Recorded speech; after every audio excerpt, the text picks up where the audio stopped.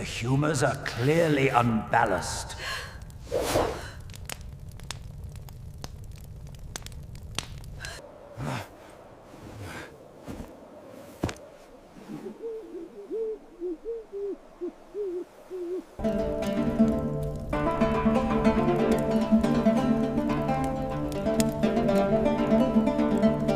This was the psychology of the age, and it's kind of wild when you think about it. Instead of digging deep into childhood trauma or emotional baggage, people were obsessively focused on their physical states. Every little thing mattered, like if you sneezed or if your cheeks flushed.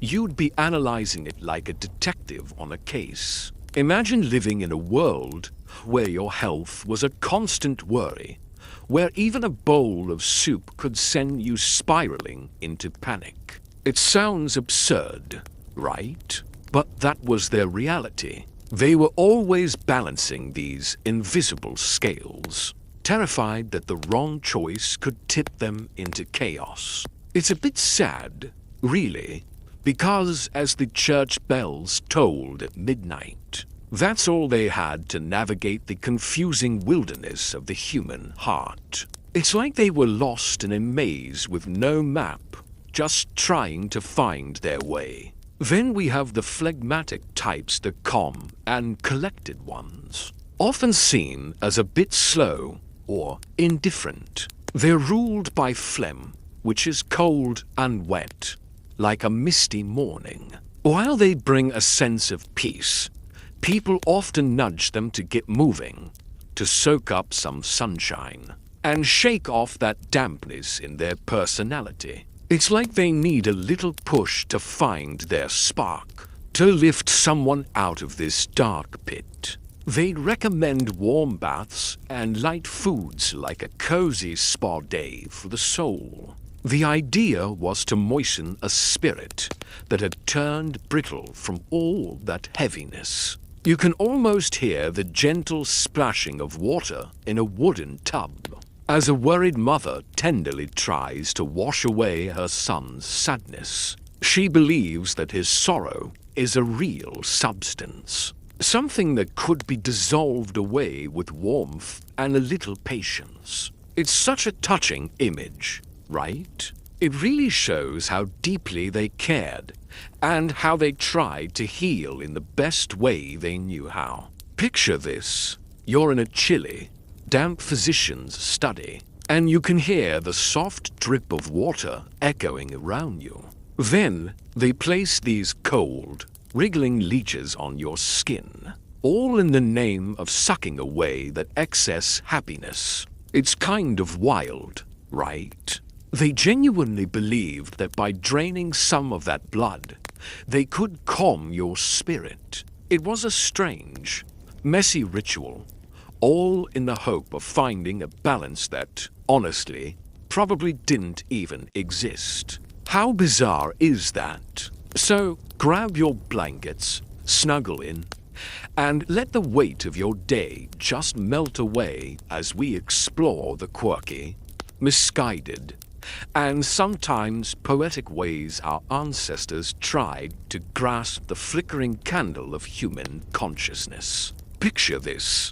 In the dim light of a tallow candle, with the air filled with the scent of dried lavender and old wool, a medieval physician wouldn't see you as just a person with feelings and thoughts.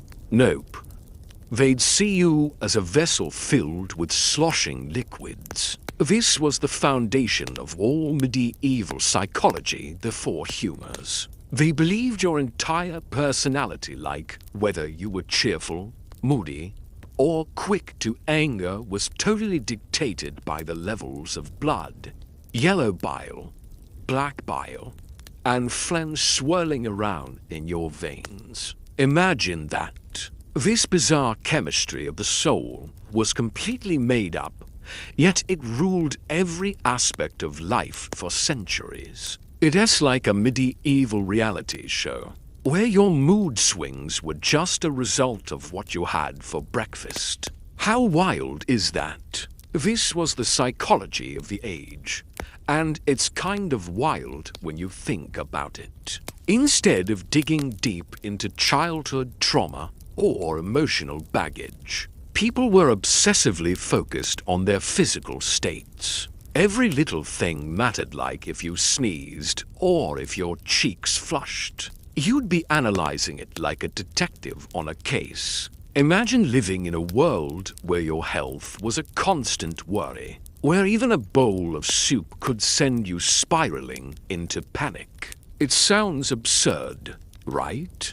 But that was their reality. They were always balancing these invisible scales, terrified that the wrong choice could tip them into chaos.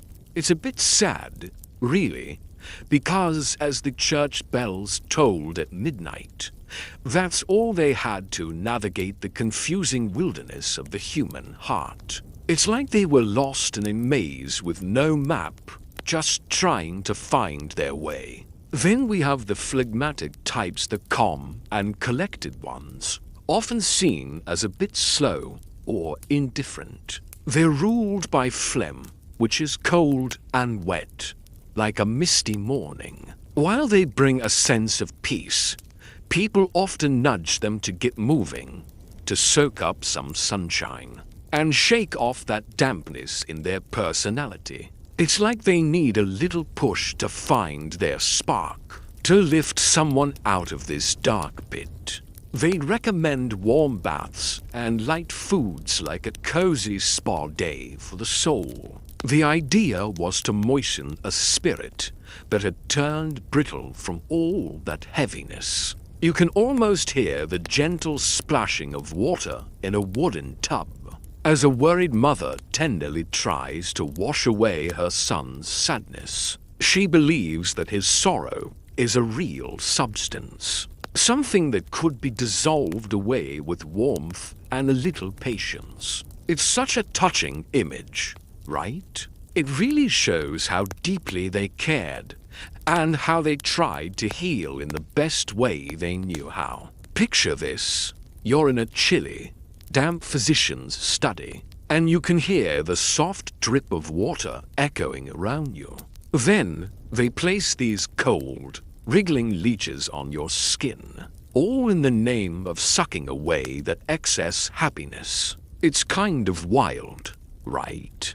They genuinely believed that by draining some of that blood, they could calm your spirit. It was a strange, messy ritual, all in the hope of finding a balance that, honestly, probably didn't even exist. How bizarre is that? This was the psychology of the age, and it's kind of wild when you think about it. Instead of digging deep into childhood trauma or emotional baggage, people were obsessively focused on their physical states. Every little thing mattered, like if you sneezed or if your cheeks flushed. You'd be analyzing it like a detective on a case. Imagine living in a world where your health was a constant worry, where even a bowl of soup could send you spiraling into panic. It sounds absurd, right? But that was their reality. They were always balancing these invisible scales,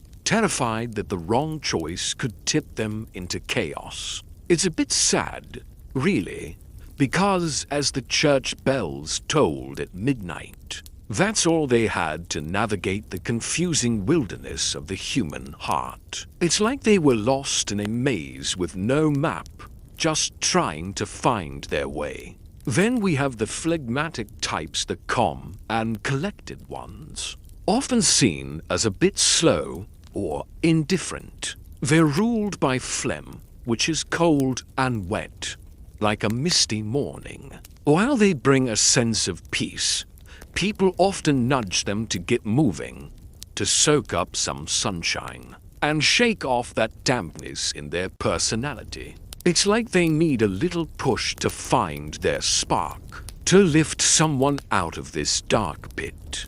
They'd recommend warm baths and light foods like a cozy spa day for the soul. The idea was to moisten a spirit that had turned brittle from all that heaviness. You can almost hear the gentle splashing of water in a wooden tub, as a worried mother tenderly tries to wash away her son's sadness. She believes that his sorrow is a real substance, something that could be dissolved away with warmth and a little patience. It's such a touching image, right? It really shows how deeply they cared and how they tried to heal in the best way they knew how. This was the psychology of the age, and it's kind of wild when you think about it. Instead of digging deep into childhood trauma or emotional baggage, people were obsessively focused on their physical states.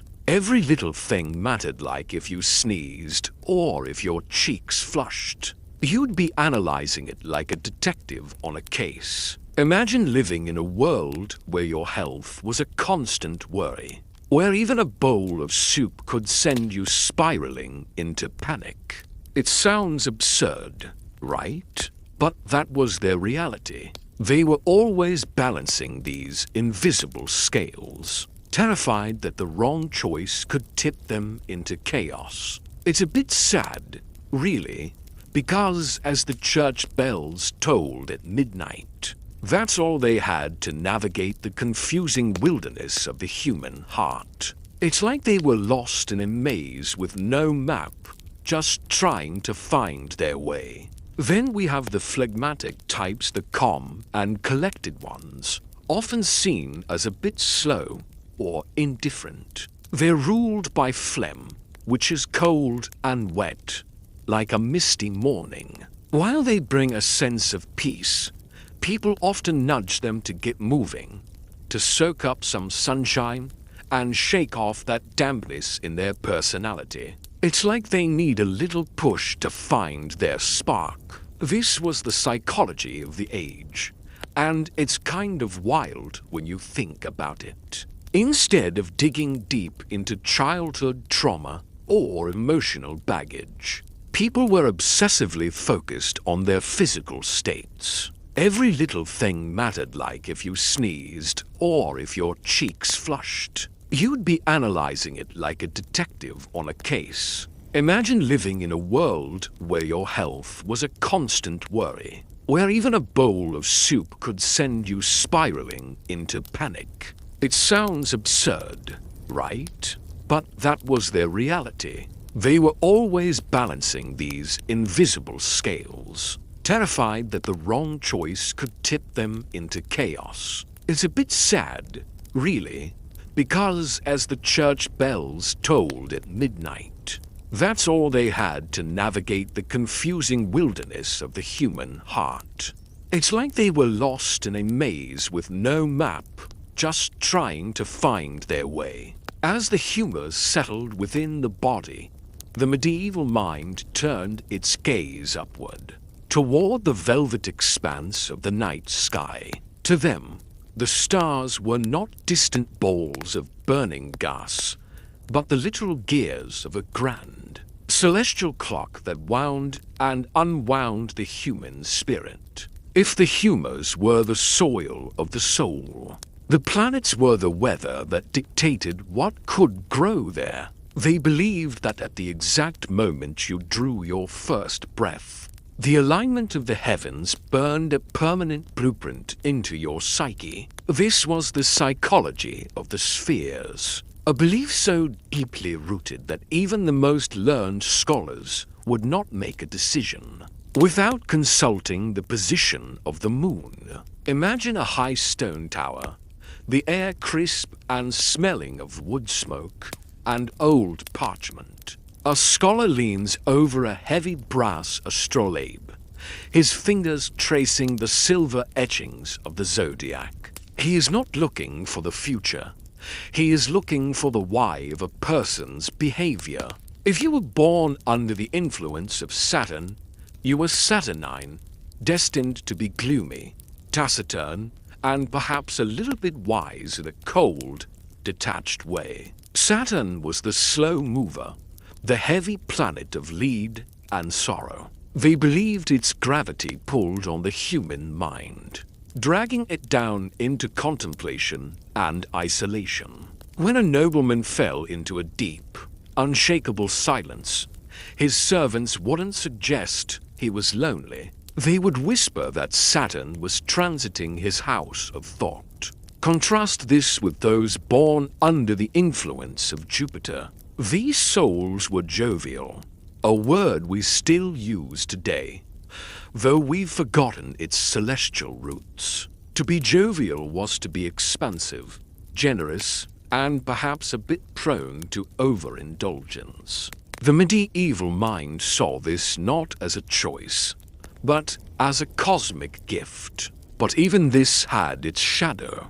Too much Jupiter could lead to a manic pride, a belief that one was untouchable. They watched the sky with a mixture of awe and anxiety, believing that a sudden shift in Mars could ignite a peaceful village into a frenzy of violence. Mars was the planet of iron and heat. Its red glow was thought to thin the blood and sharpen the tongue, turning brothers against each other for no reason other than the sky commanded it. The moon, however, was the most feared governor of the mind. We still carry the linguistic scar of this belief in the word lunacy. The medieval world believed the moon moved the tides of the brain, just as it moved the tides of the sea. Because the brain was thought to be a moist, phlegmatic organ, it was particularly susceptible to the lunar cycle. During a full moon, they believed the brain grew too heavy with moisture, pressing against the skull and causing the falling sickness or sudden bursts of irrationality. You can almost see the villagers bolting their shutters as the moon rose fat and yellow over the thatched roofs, fearing that the light itself might seep into their dreams and unravel their sanity. This was a psychology of helplessness. If the stars dictated your virtues and your vices, how much control did you truly have? The church struggled with this, trying to balance the idea of free will with the undeniable science of the stars. They concluded that while the stars might incline the mind, they did not compel it. And yet, the average person lived in a state of constant celestial negotiation.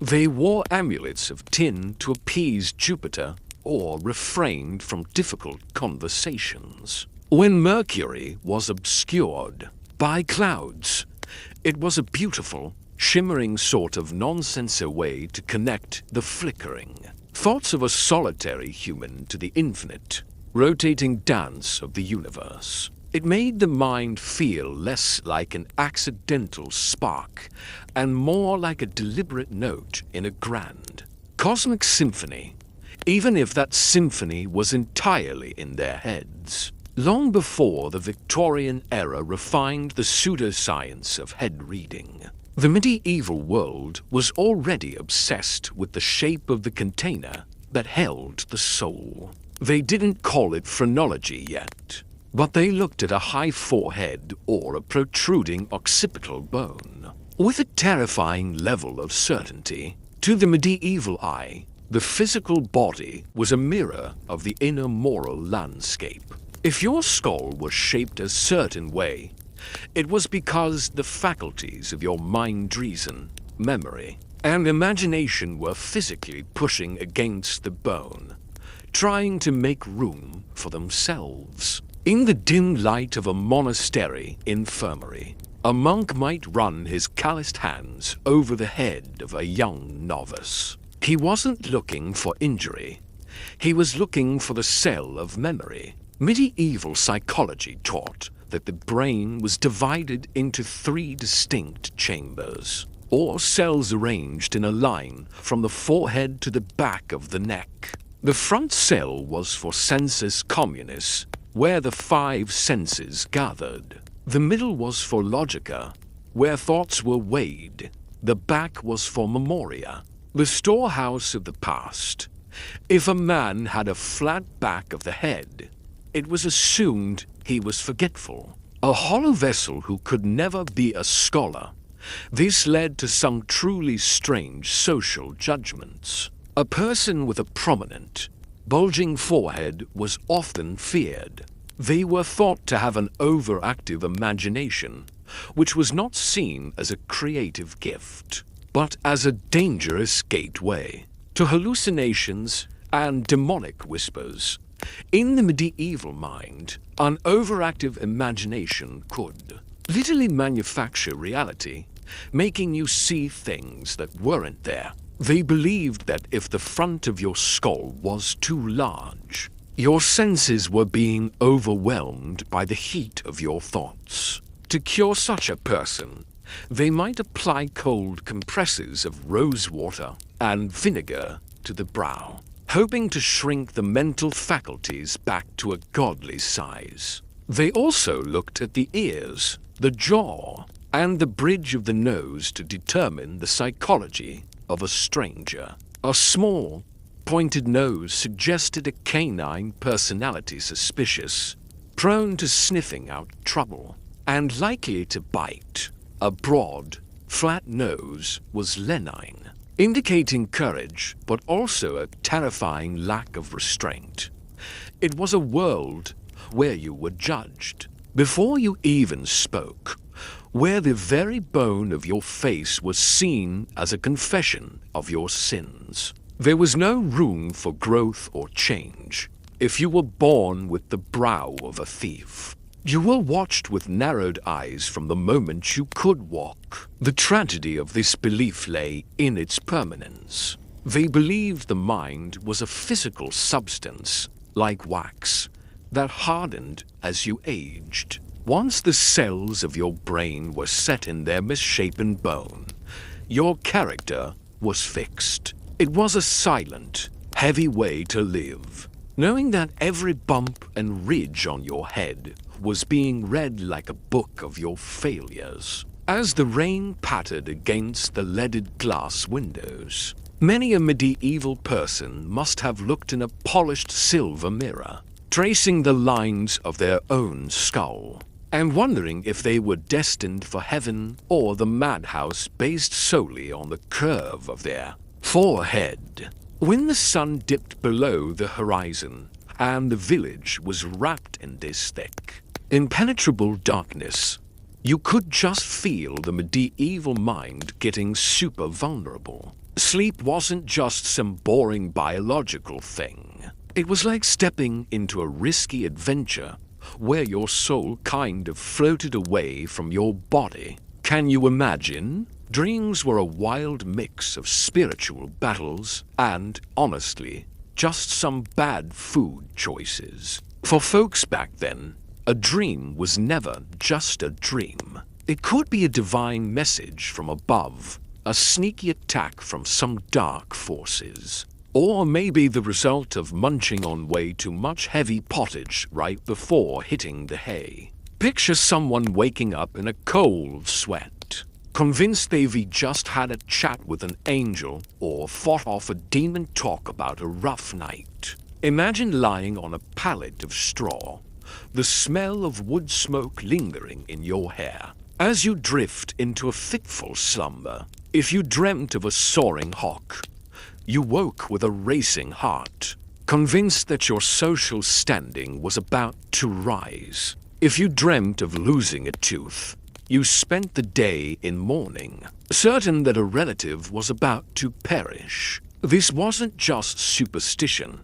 It was their clinical understanding of the subconscious. They believed the inner, which worked during the night, to process the vapors rising from the stomach. If those vapors were corrupt, they would form terrifying images of monsters and abyss. The church fathers and the village healers often debated the source of these night visions. There was a psychological category known as the insomnium, the nightmare caused by physical distress. If your blankets were too heavy, you dreamt of being crushed by a giant.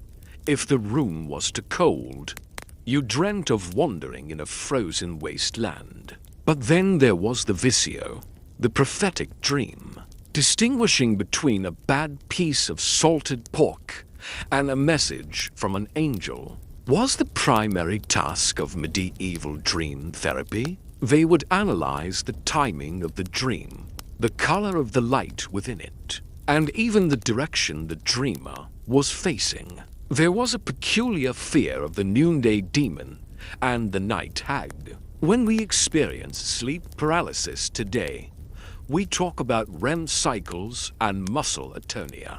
To the medieval mind, this was a psychological assault. If you woke unable to move, with a heavy weight on your chest, it was because a literal creature was sitting on you, feeding on your breath. The cure wasn't a better sleep schedule.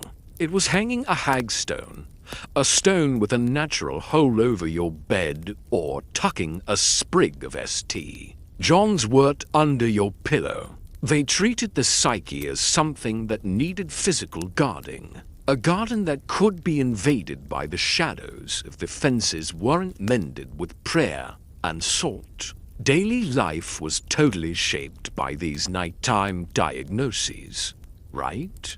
Imagine a king deciding to scrap a whole campaign just because he had a dream about a broken sword. Or picture a peasant who skips planting his fields because he woke up after dreaming of a black crow. They were living in a world where the line between what's real and what's just a dream was as thin as a cobweb, making everything feel so fragile and uncertain.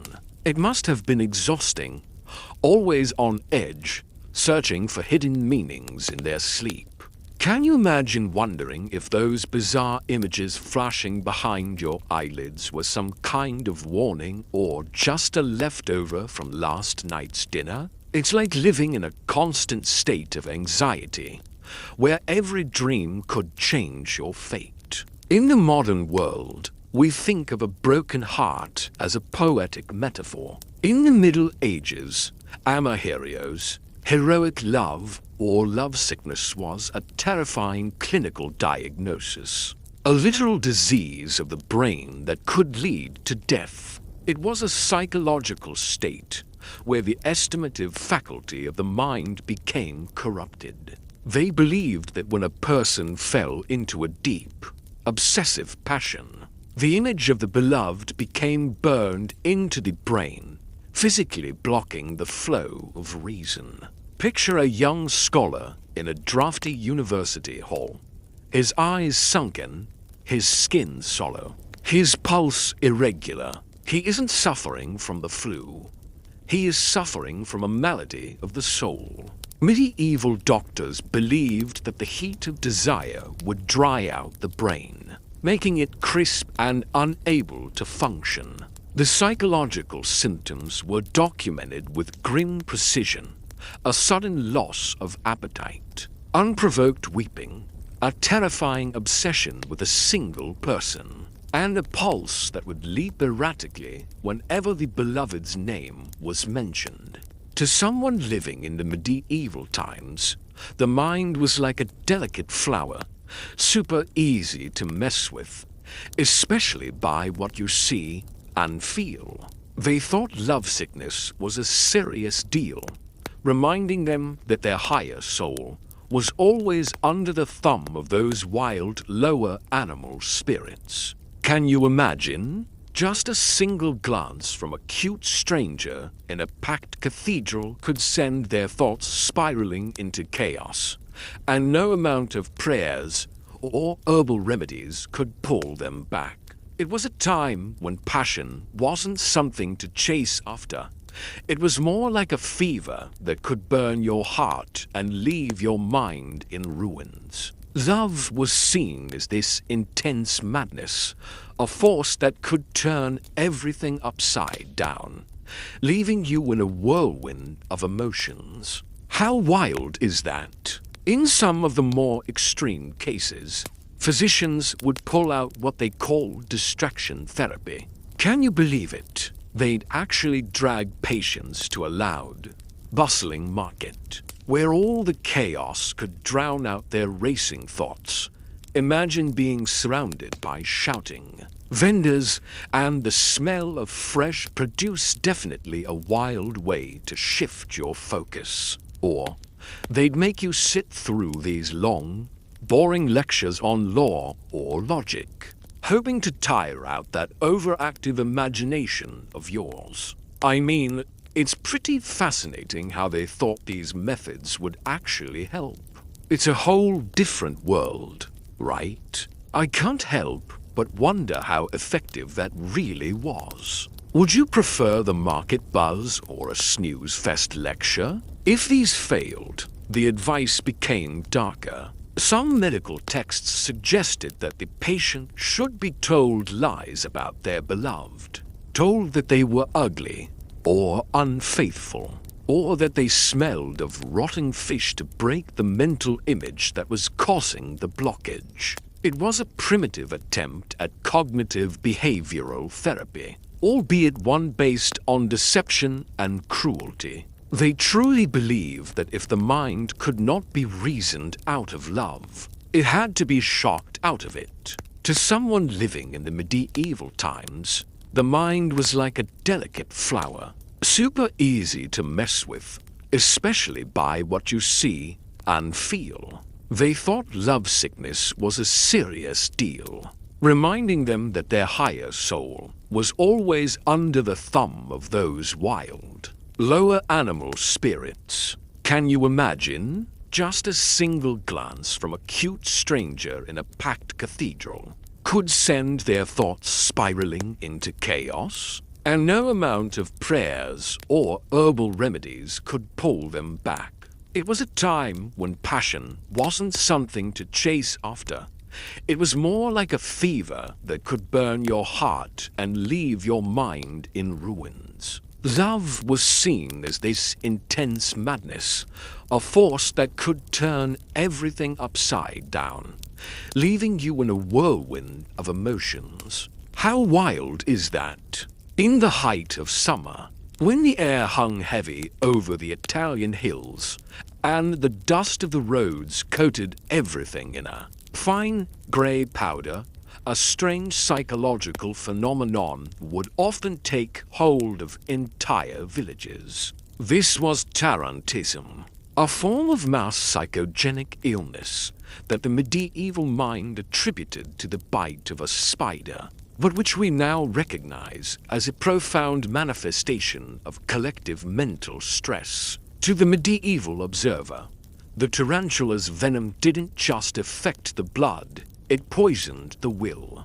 forcing the victim into a state of dancing madness that could last for days. Imagine a village square under the blistering sun. A woman suddenly drops her laundry and begins to twitch. Her movements are rhythmic, frantic, and entirely involuntary. Soon, others join her. The village musicians are called out, not for a celebration, but for an exorcism of the mind. They believed that the only way to sweat out the psychological poison was to dance to a specific, frantic tempo, the tarantella. The music was a prescription, a sonic bandage for a mind that had snapped under the pressure of heat, poverty, and isolation. The psychology behind this whole idea is actually pretty wild, right? So, people thought that this spider's venom hung around in the body for years,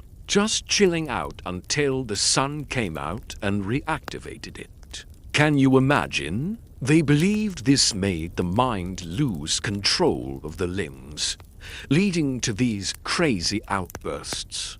It was like a biological get-out-of-jail-free card for a mental breakdown. In a time when showing emotions was a big no-no, thanks to the church and feudal lords keeping everyone in check, this spider's bite became a way for folks to let loose. It gave them a socially acceptable excuse to scream, dance, or just move until they dropped from exhaustion. It's fascinating how something so bizarre could serve as a release valve. In such a tightly controlled society, we see this as a primitive form of trauma release. But they saw it as a physical battle between the soul and a bug. They would dress the dancers in specific colors, usually red, believing that the sight of certain hues would help draw the melancholy vapors out of the brain.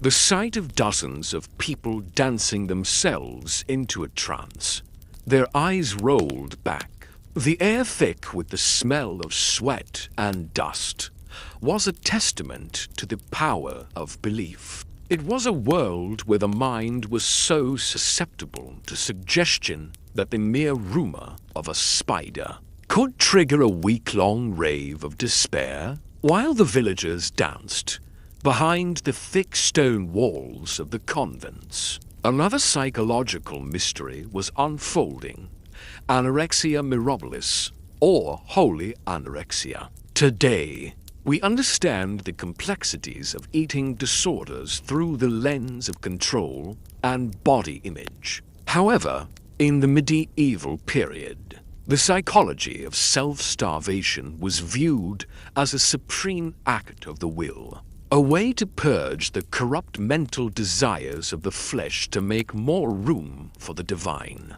Picture a young nun in a cold, candlelit cell. She refuses all food except for the occasional scrap of a communion wafer. To her superiors, she wasn't mentally ill. She was heroically virtuous. They believed the mind was a vessel that could only hold so much. If it was full of the vapors of digested food, there was no space for the Holy Spirit to inhabit. By starving the body, they believed they were clarifying the mind, turning it from a muddy pond into a crystal-clear mirror. The psychological reality, however, was often one of profound suffering. These women would experience visions, vivid, colorful hallucinations that we now know are common symptoms of prolonged starvation. But to the medieval mind, these were the fruits of their discipline. The more the body withered, the more the inner eye was thought to open. It was a dangerous psychological feedback loop where the symptoms of physical decay were interpreted as signs of spiritual ascent. There was a quiet, desperate power in this. For women who had very little agency over their lives, the ability to control their own hunger was the ultimate psychological weapon. It was a way to claim ownership of the soul by denying the needs of the body. Yet, the cost was high. Many of these living saints died young, their minds flickering out like a candle.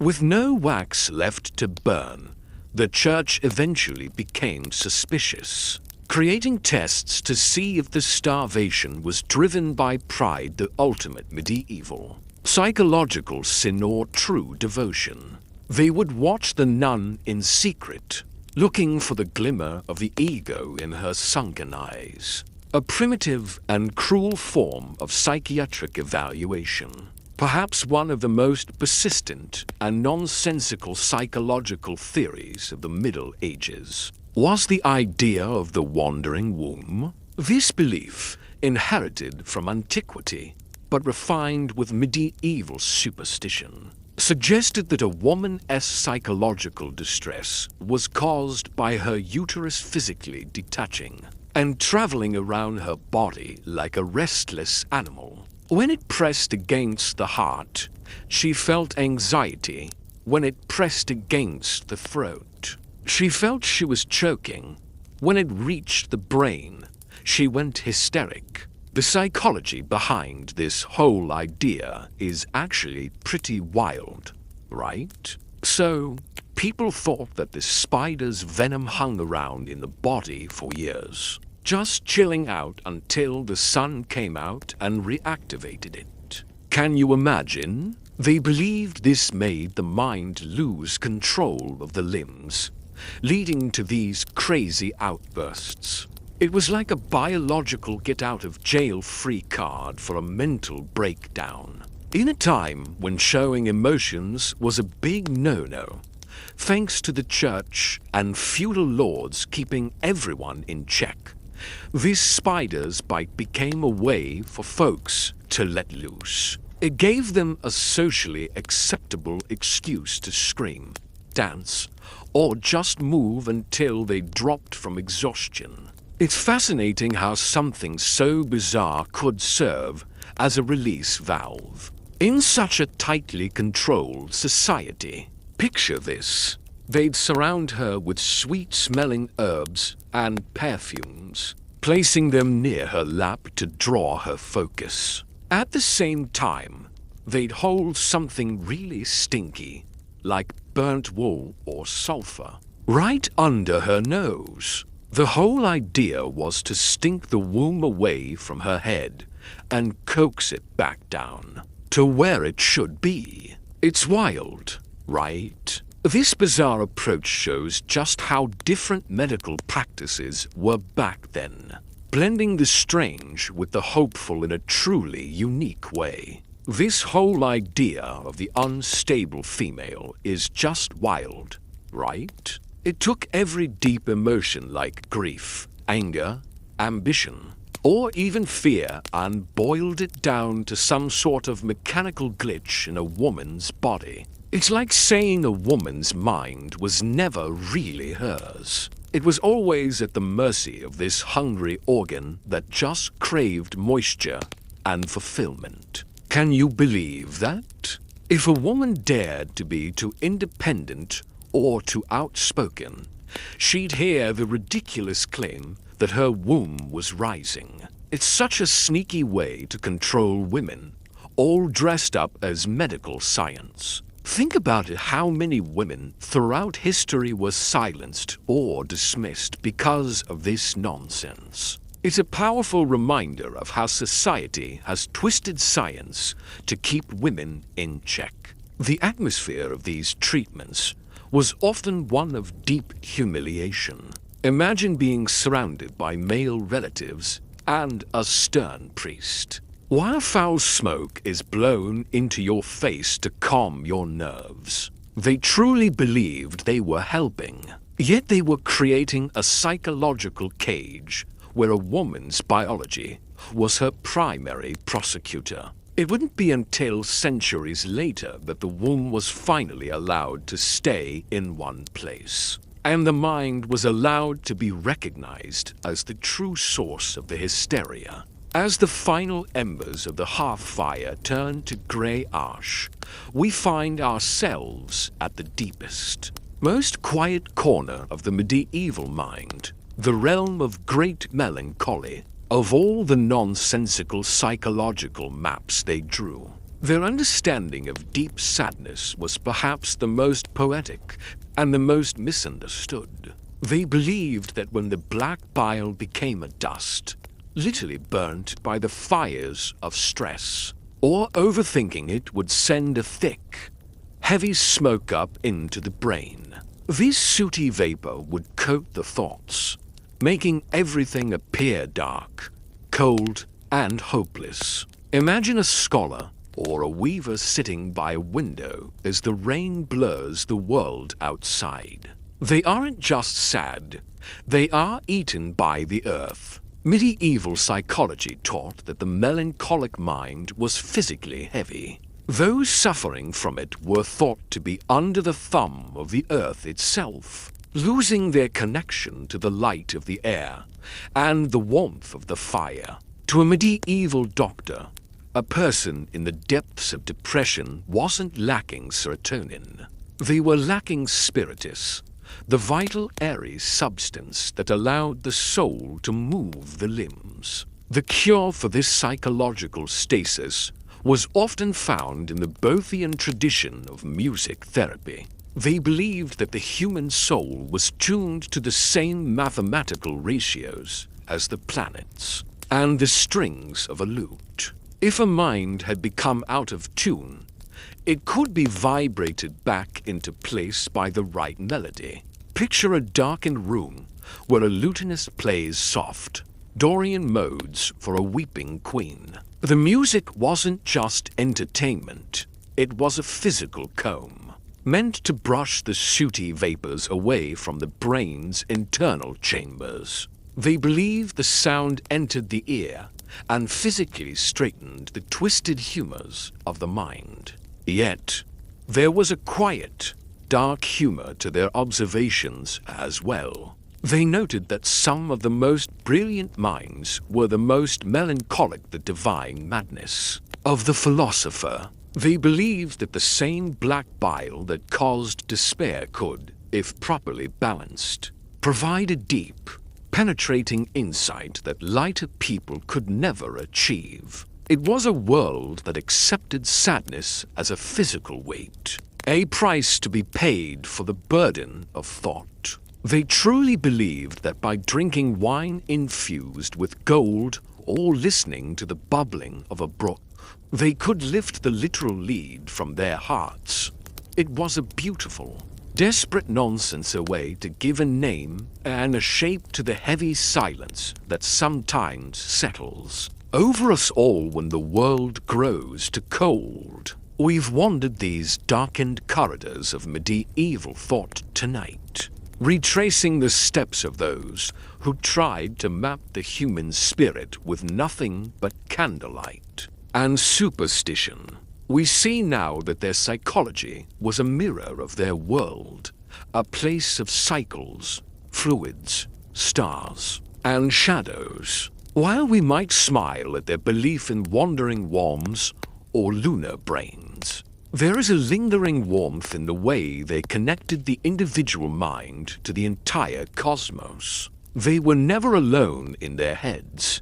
They were always a part of the wind, the tides, and the stone. If you found a bit of peace in these stories of ancient nonsense, I invite you to subscribe and join our quiet community of midnight historians. It helps keep the candles lit here in the studio. Sleep well, let your own humors find their balance, and remember that the mind, however we try to define it, remains a beautiful mystery.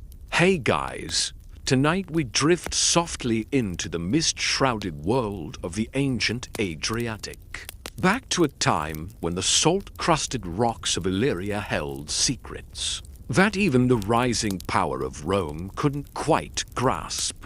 Like and subscribe if you enjoy these quiet journeys through history. It helps the channel more than you know, allowing us to keep these stories alive in the stillness of the night. Go ahead and comment where you're listening from and what time it is there. Perhaps it is a rainy evening where you are, or maybe you're tucked under a warm blanket as the world outside goes silent. Settle in. Let the weight of the modern world fall away as we explore the forgotten queen who defied an empire. Close your eyes and imagine the year 231 BC. The air smells of wild rosemary and the sharp, metallic tang of the sea. Along the jagged, limestone coastline of what we now call the Balkans, the Illyrian tribes moved with the rhythm of the tides. They were a people born of the mountains and baptized by the spray of the Adriatic. To the Greeks, they were barbarians, a term they threw around for anyone who didn't speak their tongue or worship in their specific temples. Back to the Illyrians, the world was a vast network of hidden coves, high-walled hillforts, and the shifting grey horizons of the sea. At the center of this world was a man named Agron, the king of the Ardii. He had done what many thought impossible. He had unified the fractured Illyrian tribes into a cohesive, formidable kingdom.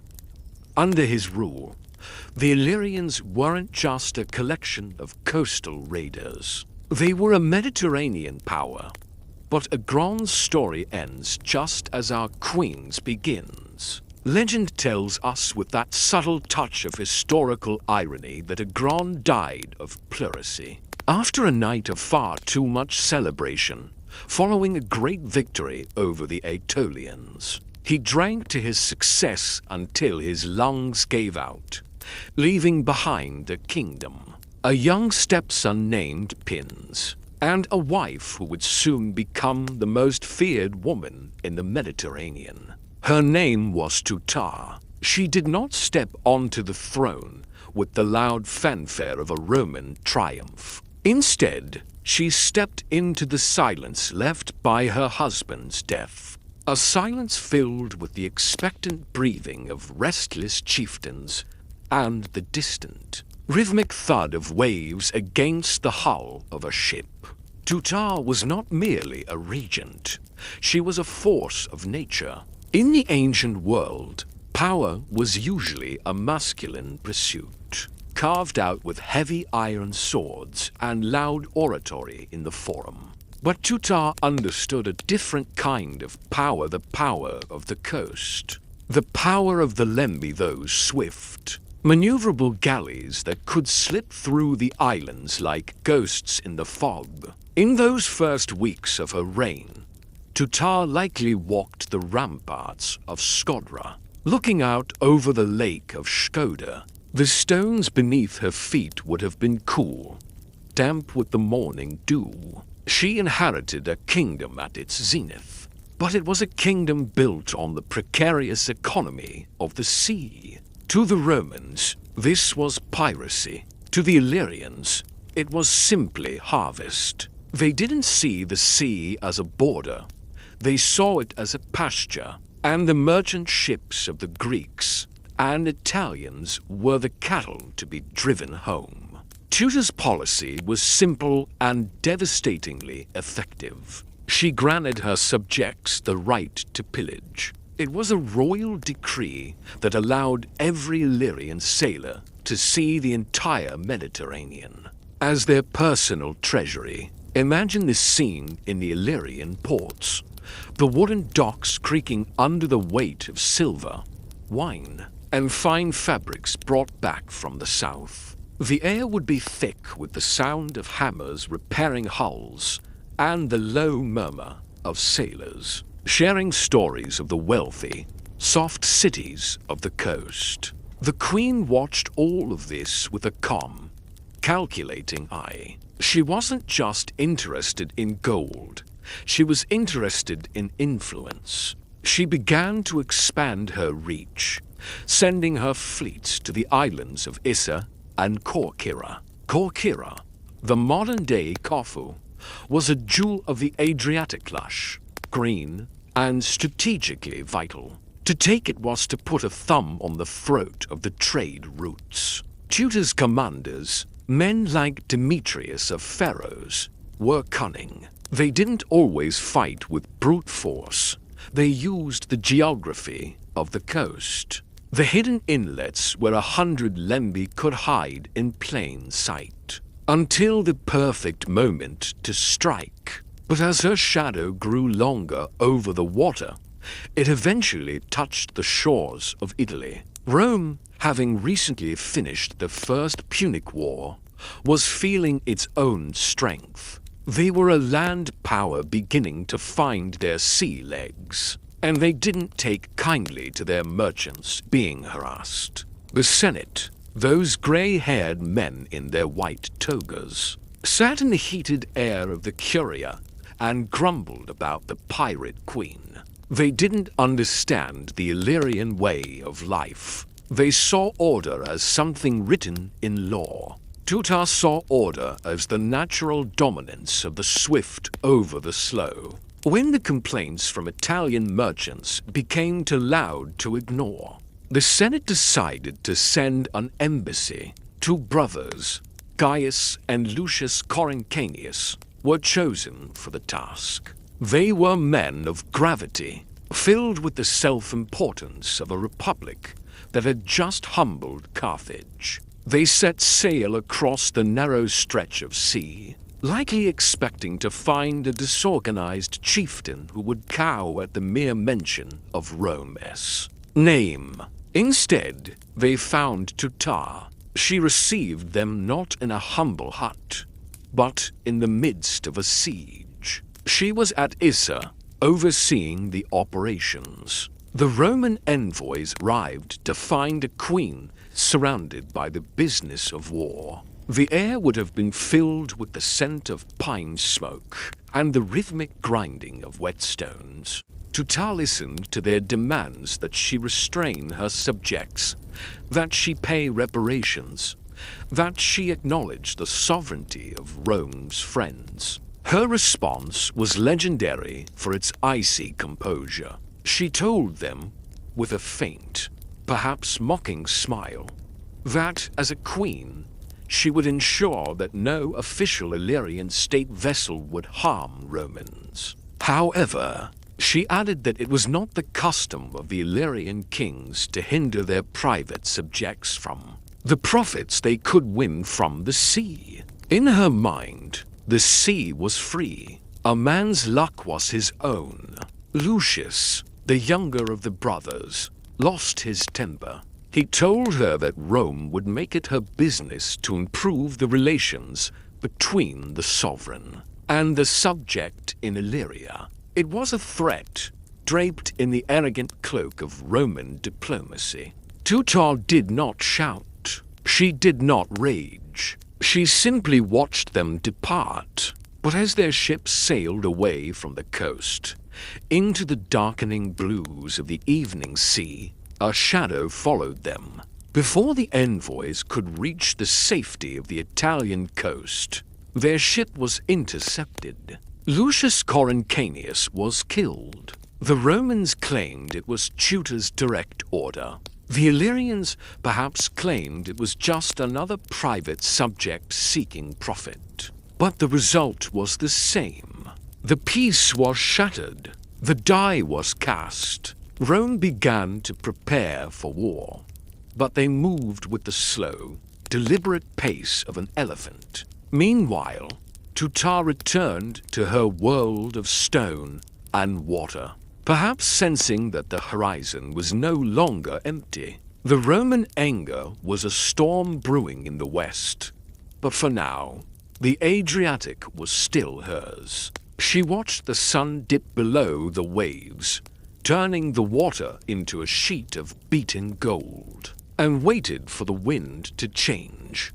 The news of the envoy as death traveled across the water like a chill draft entering a warm room.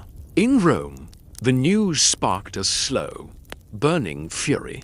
To the Romans, an ambassador was sacrosanct, protected by the gods and the weight of tradition. To strike one down was to declare that you did not belong to the civilized world. But in the halls of Teuta's coastal strongholds, the mood was likely very different. There was a pragmatism to the Illyrian solar sense that the sea takes what it wants, and the land must simply endure the consequences. Teuta did not spend her days in idle fear of the Roman response. Instead, she turned her gaze toward the south. The spring of 229 BC arrived with the scent of blooming citrus and the rhythmic creak of mules. Teuta launched an even more ambitious expedition than the year before.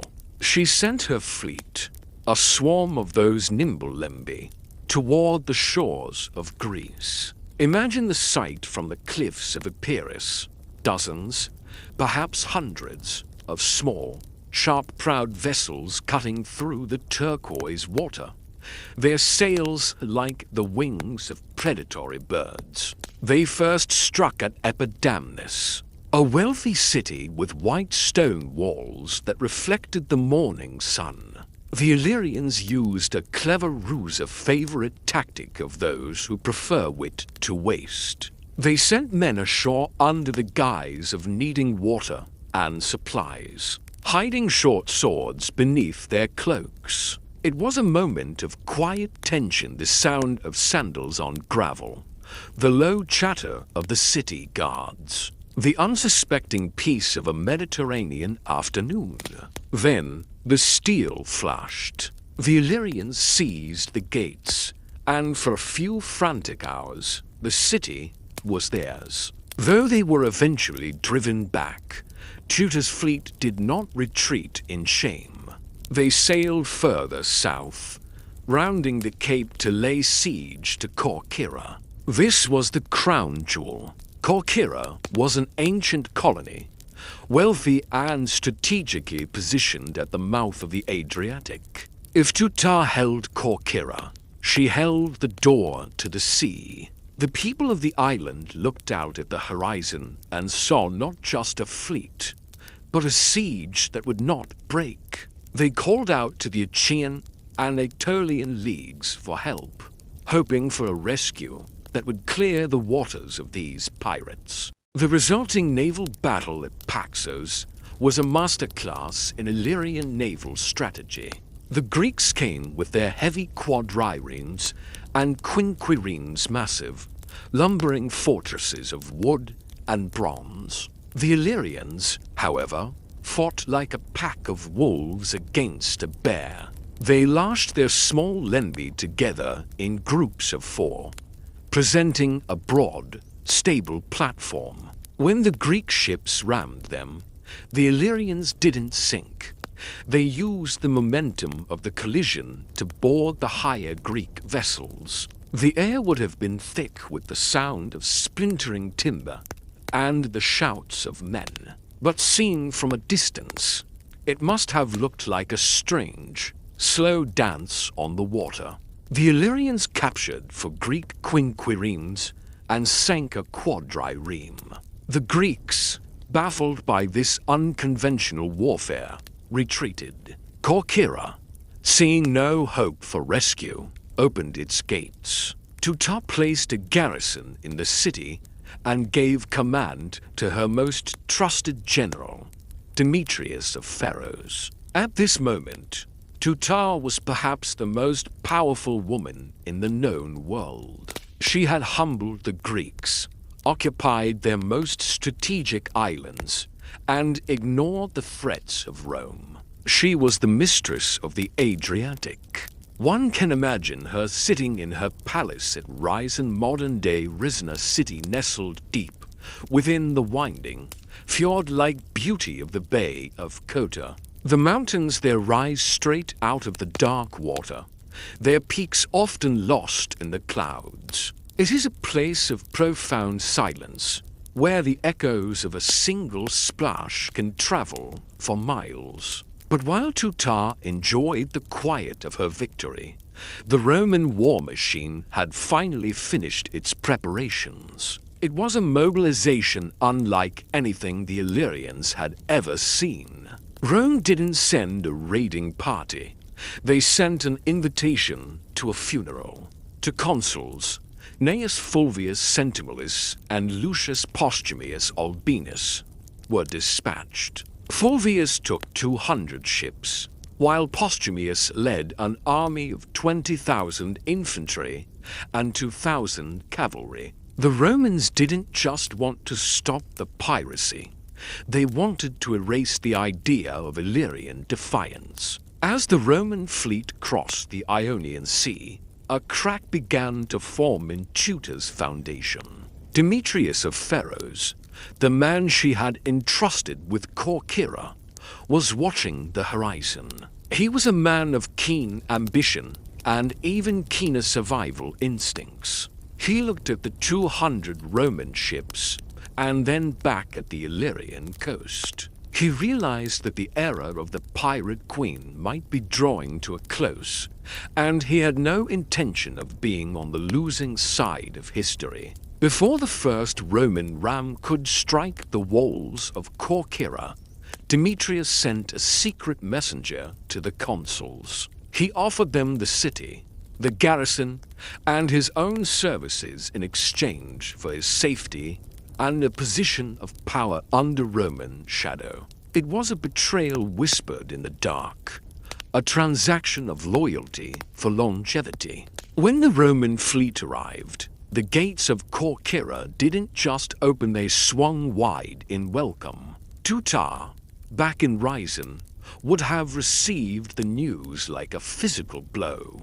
The loss of Corcyra was bad, but the betrayal of Demetrius was a poison. It meant the Romans now had to guide someone who knew every hidden cove, every mountain pass, and every weakness in the Illyrian defense. The Roman fleet began to move north, systematically peeling back Teuta's empire. Apollonia fell. Epidamnus was relieved. The tribes of the interior, sensing the change in the wind, began to defect to the Roman side.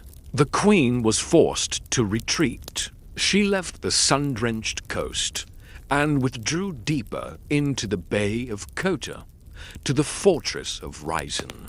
It was a natural cathedral of stone, protected by the narrowest of sea passages and the highest of cliffs. Here, the water is deep and still, reflecting the grey limestone of the mountains. It is a place where time feels like it has slowed to a crawl. The Romans followed, but they did not find it easy. The geography of Illyria was Teuta's last and most loyal ally. The Roman legions, so used to the open plains of Italy or the rolling hills of Sicily, found themselves lost in a vertical world of scree slopes and dense forests. Every mountain was a fortress, every valley was a trap. The war dragged on through the winter of 229 and into 228 BC. Imagine the queen in Rhizon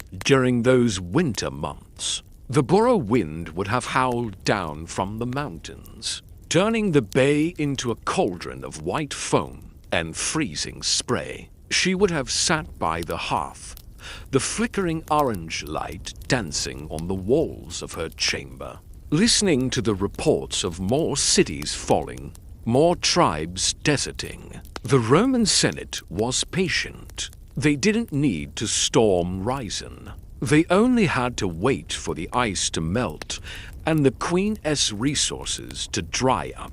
Teuta was a queen of the sea, but she was being suffocated by the land. The very islands that once served as her raiding bases were now Roman outposts. The trade routes were blocked. The right to pillage was a hollow decree when the only ships on the water were Roman warships. In the spring of 228 BC, Teuta realized the end had come. Not a violent end, but a quiet, crushing realization of the inevitable. She sent envoys to Rome to sue for peace. The terms were a heavy weight to bear. She was to pay a massive indemnity, the wealth of her husband's reign flowing back into Roman coffers. She had to relinquish almost all of her territory, keeping only a few minor strongholds. Most gallingly, she had to agree that no more than 2 Illyrian ships, and even those unarmed, could sail south of Lycis. The Adriatic was no longer an Illyrian lake. It was a Roman highway. Teuta signed the treaty. She remained the regent for her stepson, Pins, but she was a queen in name only. The Romans, satisfied that they had civilized the coast, withdrew their main forces, leaving Demetrius of Pharos as a rewarded puppet in their new order. But what became of Teuta? History, written by the victors, often loses interest in the defeated. After the Treaty of 228, she fades into the mist. Some stories say she abdicated, unable to bear the sight of Roman ships in her waters. Others, more poetic and tragic, say she ended her life by leaping from the cliffs of Rhizon into the dark, cold heart of the bay she loved. If you visit the Bay of Teuta today, the locals might point to the jagged peaks and tell you that the spirit of the queen still lingers in the borough wind. They say that on the quietest nights, when the moon is silver on the water, You can still hear the rhythmic pulse of invisible oars, the ghost of a fleet that once defied the masters of the world. We've wandered these ancient Adriatic paths tonight, from the salt-sprayed decks of the Lembi to the silent stone halls of Ryzen. Teuta was a woman who lived in the narrow space between the crashing waves and the unyielding mountains, a queen who chose defiance over submission. Thank you for joining me on this journey. If you find peace in these stories, please do subscribe and join our quiet community. It's a small thing, but it means the world to the channel. Sleep well. Let the shadows of the Illyrian mountains guard your rest, and I'll see you in the next dream. As the Roman sails finally dipped below the horizon, leaving a hollowed-out kingdom in their wake, the silence that settled over Illyria was heavy, like the air before a summer storm. The Treaty of 228 BC hadn't just taken Teuta's gold or her lands. It had taken her identity, for a woman whose power was built on the movement of the tide and the freedom of the horizon. Being told where her ships could and could not sail was a slow kind of orphaning. Tonight, we look closer at the world Teuta left behind and the strange, lingering twilight of her final years. If you're still with me, nestled deep into the evening, take a breath of that cool, imaginary Adriatic air. We are moving now into the shadows of history, where the facts become as blurred as the coast in a heavy fog. The Illyrians were not a people of written records, at least. Not in the way the Romans and Greeks were. They didn't leave behind scrolls of poetry or ledgers. Of philosophy, they left behind stone, great, cyclopean walls made of massive blocks that fit together without mortar, as if the mountains themselves had decided to stand up and form a circle. In the aftermath of the war, these hillforts, the Gradinas, became places of mourning and quiet resentment. Teuta, though still technically in power, found herself a ghost in her own palace. Imagine her walking through the streets of Skodra or Ryzen. The people would have watched her with a mix of reverence and a new, sharp kind of pity. She was the queen who had brought the giant to their door. To the Illyrian tribes, who valued strength above all else, the sight of Roman officials walking their docks was a constant, stinging salt in the wound. There is a detail often overlooked. In the grand sweep of the Roman walls, the Illyrian tattoos, ancient writers like Strabo mentioned that the Illyrians, both men and women, heavily tattooed their bodies. These weren't just decorations. They were maps of lineage, symbols of protection, and marks of the gods. As Teuta sat in the dim light of her chamber, perhaps tracing the faded blue ink on her own skin, she must have felt like the last of a dying breed. The Romans didn't tattoo themselves. They found the practice barbaric. They preferred to mark the world with roads and milestones, while the Illyrians marked themselves. During this period, the daily life of the Illyrian people continued in that rhythmic, ancient way that even war can't fully disrupt. The shepherds still moved their flocks of hardy, short-wool sheep up into the Pottage mountains, the Orcost mountains. As the snow melted, the smell of roasting lamb and wild thyme would still drift through the valleys at dusk. But the sea, the great, blue engine of their wealth, was now a restricted zone. The Romans had left Demetrius of Pharos in charge of a significant portion of the coast. Demetrius was a man who understood that loyalty was a garment to be changed with the seasons. He had been Teuta's right hand, then Rome's informant, and now he was carving out his own little empire.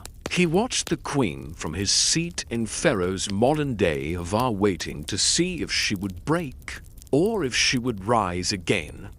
But Teuta chose a different path. While the history books usually end her story with the treaty, local legends in the Bay of Teuta tell a much longer, more haunting tale. They say she didn't just disappear. They say she retreated to a cave high above the town of Risen, a place where the limestone is honeycombed with secret passages. In these stories, she became a figure of folklore, the Lady of the Stone. She was said to have hidden the vast remains of the Illyrian treasury, the gold of King Agron, and the silver of the Greek cities, deep within the earth. To this day, treasure hunters in Montenegro occasionally go looking for Teuta's gold. But the mountains are vast, and the stone does not give up its secrets easily. There is something incredibly peaceful about the idea of a queen who, having lost the sea, chose to merge with the very bones of her land. There is also the matter of the Burin, the cold, northeasterly wind that screams down the mountain sides of the Adriatic. The locals say the Burin is the breath of the queen, still angry at the betrayal of her people and the arrogance of the Romans. When the wind blows so hard that it lifts the spray off the waves in white sheets, they say Teuta is out on the water again, commanding a fleet of ghosts. In the Roman perspective, Teuta was a cautionary tailor woman who didn't know her place, a pirate who dared to challenge the Republic. But if we look through the mist, we see someone different. We see a ruler who was trying to preserve a way of life that had existed for 1,000 years. The Illyrians weren't just raiders, they were master shipbuilders. Their leme was so effective that the Romans eventually copied the design, creating their own Liburnian galleys, which would later help Augustus win the Battle of Actium. Teuta's legacy is written in the water. Every time a small, fast boat cuts through the Adriatic waves, it carries a bit of her spirit. She was the first to show the Mediterranean that the giant of Rome could be bled, that their envoys could be challenged, and that a woman from the rocky shores of the north could hold the world's gaze, if only for a few years. As we drift toward the end of our journey tonight, imagine the sun setting over the Bay of Teuta one last time. The water turns a deep, bruised purple.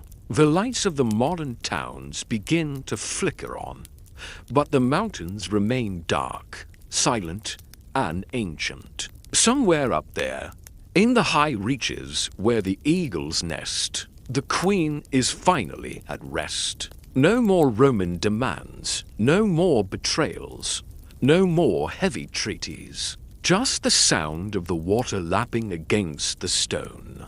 A sound that has not changed since the beginning of time. We've wandered these ancient Adriatic paths tonight. From the salt-sprayed decks of the Lembi to the silent, stone halls of Risen. Teuta was a woman who lived in the narrow space between the crashing waves and the unyielding mountains, a queen who chose defiance over submission. Thank you for joining me on this journey. If you find peace in these stories, please do subscribe and join our quiet community. It's a small thing, but it means the world to the channel. Sleep well. Let the shadows of the Illyrian mountains guard your rest, and I'll see you in the next dream. Hey guys, tonight we drift slowly down forgotten rivers, leaving the neon lights of the modern world behind for the soft, flickering glow of a campfire on the edge of a continent. Like and subscribe if you enjoy these quiet journeys through history. It helps the channel stay afloat in the vast digital ocean. Go ahead and comment where you're listening from and what time it is there. Perhaps you're tucked under a heavy quilt while the rain drums against your window. Or maybe the house is finally silent around you. Settle in, let your shoulders drop, and take a deep, slow breath as we paddle into the spring of 1804, joining a small group of explorers on a journey into the great, whispering unknown. Before the maps were drawn and the cities were built, there was a dreamer quiet, persistent ambition held by Thomas Jefferson. He sat in the candlelit rooms of the White House, looking at a map of North America that was largely a blank. White space once you moved west of the Mississippi River. To him, that space wasn't empty. It was filled with the potential of 1,000 stories. A vast garden waiting to be understood. He chose Meriwether Lewis, a man of quiet intensity and a penchant for the woods, to lead the way. Lewis, in turn, chose William Clark, a steady, reliable soul who understood the language of the wilderness. Together, they gathered a group of men known as the Corps of Discovery. The journey didn't begin with a gallop or a shout, but with the slow, rhythmic pull of oars against the muddy current of the Missouri River. Imagine the scent of the river in May, the smell of wet silt, budding willow trees, and the damp earth of the banks. It was May 14th, 1804. The sky was likely a pale, soft blue as the keelboat and the two smaller pirogues pushed off from Camp Du Bois. There was no fanfare, just the steady creak of wood, the splashing of water, and the knowledge that they were moving away from everything they knew. For the first few weeks, the world was a tunnel of green. The Missouri River is a restless thing, always shifting its banks, pulling down trees that become snags, or sawyers, hidden dangers lurking just beneath the brown surface. The men worked in a rhythmic trance. Some were at the oars, their muscles burning with a dull, familiar ache. Others were on the banks with tow lines, leaning their weight against the river's stubborn will. Lewis often walked on the shore, his dog Seaman trotting beside him, collecting plants, and pressing them between pages of parchment, trying to capture the essence of a world that had never been categorized. The nights were a different kind of quiet. They would pull the boats onto a sandbar or a sheltered bank as the sun dipped low, turning the river into a ribbon of liquid copper. The smell of wood smoke would rise, mingling with the scent of frying salt pork and cornmeal. As the stars began to poke through the darkening velvet of the sky, the men would sit by the fire, the flicking flames illuminating their weathered faces. They spoke in low tones about the day's struggle, the heat, and the constant, buzzing nuisance of the mosquitoes which Clark described in his journals with a weary, understated humor. They were very troublesome, he would write, a simple phrase that hid the reality of thousands of tiny stings against sunburnt skin.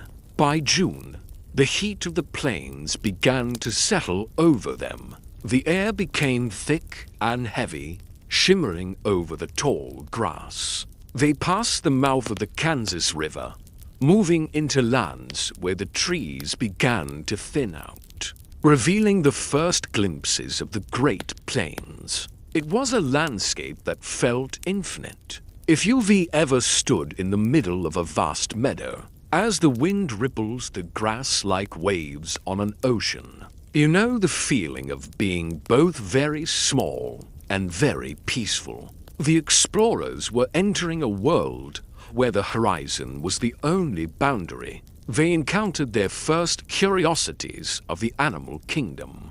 Imagine the wonder of seeing a prairie dog for the first time, a tiny, barking sentinel of the earth. The men spent an entire day trying to catch one, pouring gallons of river water down a hole, a task of absurd patience that speaks to the gentle pace of their mission. They eventually caught one and kept it in a cage, a small, furry diplomat intended for the president. It is these small moments, the quiet obsession with a burrowing squirrel, that remind us these weren't just icons of history, but men who could be captivated by the simple movements of a wild world. As July turned into August, the tension of the unknown began to mingle with the heat. They knew they were approaching the lands of the powerful Sioux nations. The meetings were diplomatic dances performed on the riverbanks. There would be the smoking of the pipe, the long, rhythmic draws of tobacco that signaled a temporary peace. The smells of the council fires, the sight of vibrant trade beads catching the sunlight, and the low murmur of translation filled the air. These were not the clashes of cinema, but slow, careful conversations between two different worlds. Both wary, both curious, the river continued to wind, a serpent of mud and history. They passed the grave of Sergeant Charles Floyd, the only member of the expedition to pass away during the journey, likely from a burst appendix. They buried him on a high bluff overlooking the river, the wind whistling through the grass as they said a few quiet words. It was a reminder that the wilderness was indifferent to their ambitions. The earth simply opened and closed again, leaving only a wooden cedar post to mark the spot where a young man's journey ended. By September, the air began to carry a crispness at night, a subtle warning that the seasons were turning. The cottonwood trees started to turn a brilliant, shivering gold. The cause moved deeper into what is now South Dakota, encountering the Teton Sioux. This meeting was fraught with a different kind of silence, one of sharp edges and unspoken threats. There was a standoff on the riverbank, the men's hands hovering near their rifles, the Sioux warriors standing firm. But even here, the conflict ended not in blood, but in a slow, tense withdrawal. The boats pushed back into the current, the oars dipping into the water with a frantic, rhythmic urgency until the campfires of the Sioux were just tiny sparks in the distance. The journey north continued as the first frosts began to silver the grass in the mornings. They were looking for a place to winter, a sanctuary against the coming white wall of the Great Plains winter. They reached the villages of the Mandan and Hidatsa people in late October. The sight must have been breathtaking. Massive earth lodges, smoke curling from the tops like breath in the cold air, and thousands of people living in a bustling, sophisticated society in the heart of the continent. The Mandans welcomed them with a quiet, hospitable grace. Here, the Corps built Fort Mandan, a sturdy structure of cottonwood logs. The sound of axes ringing through the cold air became the soundtrack of their November. They chinked the cracks with mud and grass, the smell of fresh-cut timber filling their lungs. As the Missouri River began to freeze, the ice groaning and cracking like a living thing, the men settled in. It was here, in the heart of a frozen world, that they met a French-Canadian fur trapper named Toussaint Charbonneau and his young Shoshone wife, Sacagawea. She was quiet, observant, and carrying the future in the form of an unborn child. She didn't know then that she would become the heartbeat of the expedition. the silent bridge between the cause and the many nations they would encounter. Winter at Fort Mandan was a time of deep stasis. The temperatures plummeted to 40 degrees below zero. The world turned white and silent, the only movement being the drifting snow and the occasional buffalo hunt. The men lived in a dim, smoky world inside the fort, carving wood, repairing clothes, and listening to the stories of the Mandan elders. They learned about the mountains that lay ahead, the rock mountains that pierce the sky. Imagine the sound of the wind howling against the log walls while you sit by a stone hearth, the warmth of the fire barely reaching your back. You are thousands of miles from the nearest city, tucked into the side of a frozen river, waiting for the world to thaw. There is no hurry. There is only the rhythm of the winter, the slow burning of logs, and the steady beat of a heart waiting for spring.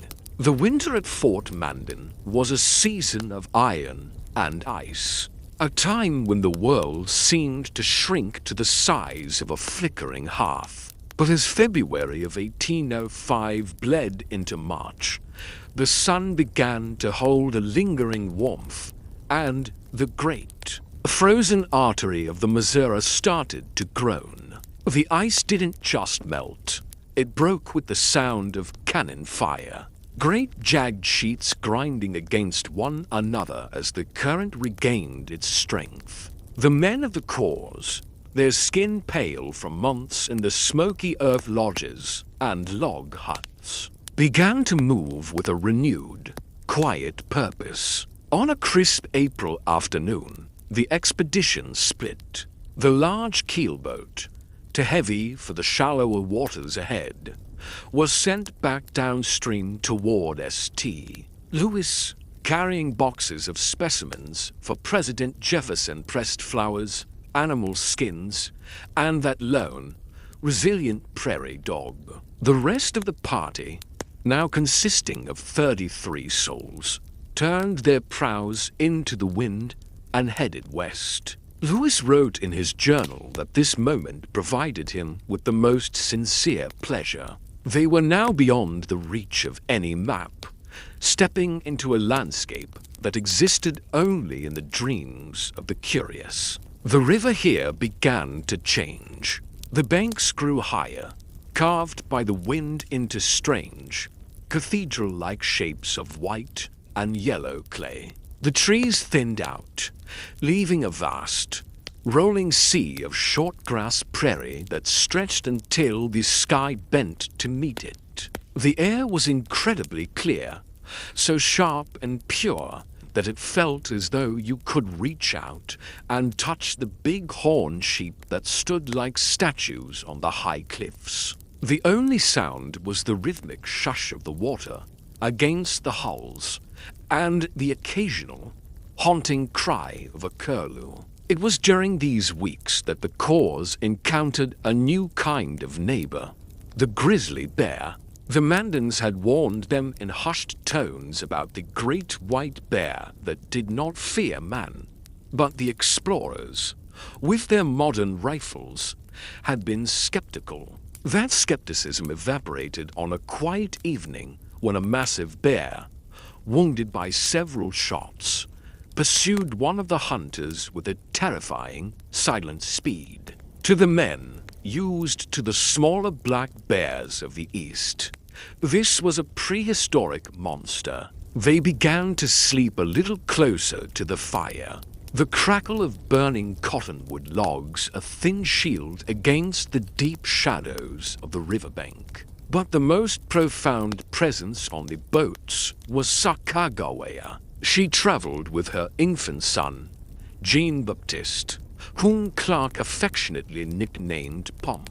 Imagine this scene, a young woman, not yet 20, sitting in the center of a dugout canoe, her child wrapped in a cradle board on her back. As the men strained against the current, she watched the banks with an intimacy they lacked. She recognized the roots, that were good for eating the white apple, and the wild artichoke finding sustenance in a landscape that looked like a desert. To the uninitiated, her presence was a silent signal of peace. No war party in the history of the plains ever traveled with a woman and a child. She was the expedition's living olive branch. In June, the expedition reached a place of profound beauty and immense hardship, the great falls of the Missouri. Lewis, walking ahead of the boats,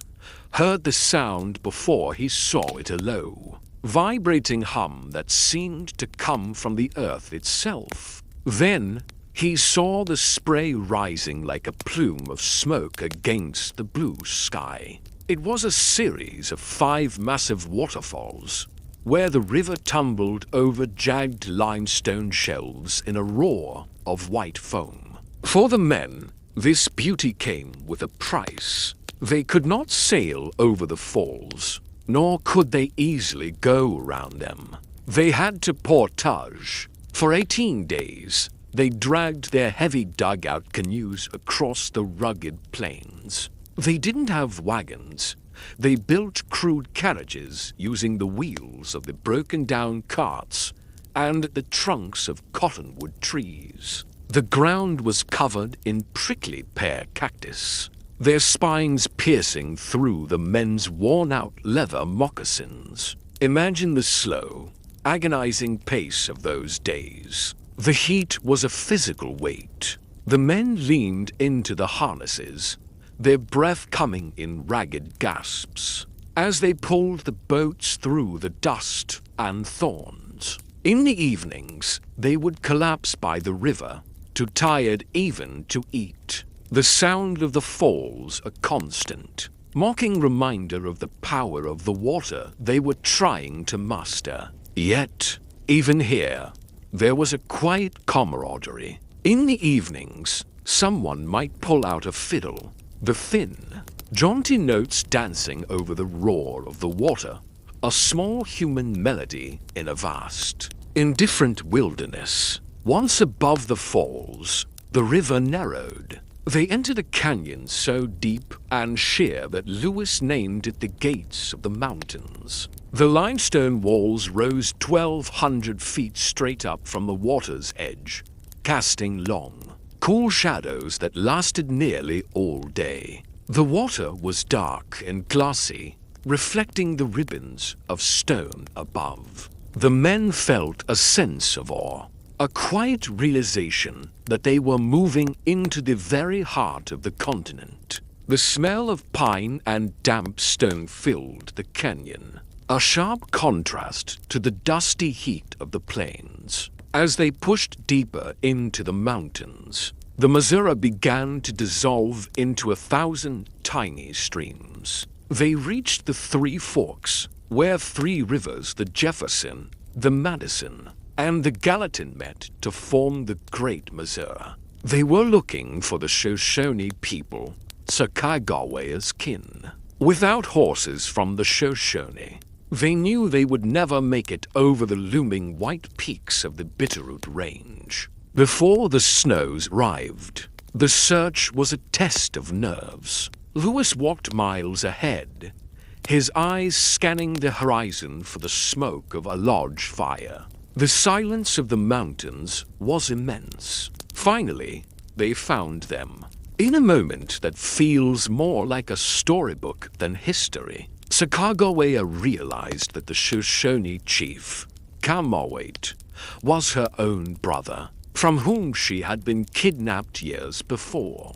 The reunion was not marked by loud shouting, but by tears and a quiet, profound relief. The Shoshone provided the horses, but they also provided a warning. The path ahead was the Lolo Trail, a narrow, treacherous track through the densest mountains they had ever seen. There would be no game to hunt, no easy water to find. The crossing of the Bitterroots in September of 1805 was the low point of the journey. The world turned grey and vertical. A premature blizzard buried the trail in several inches of snow, hiding the dangerous footing. The men were starving, forced to kill and eat some of their own pack horses just to survive.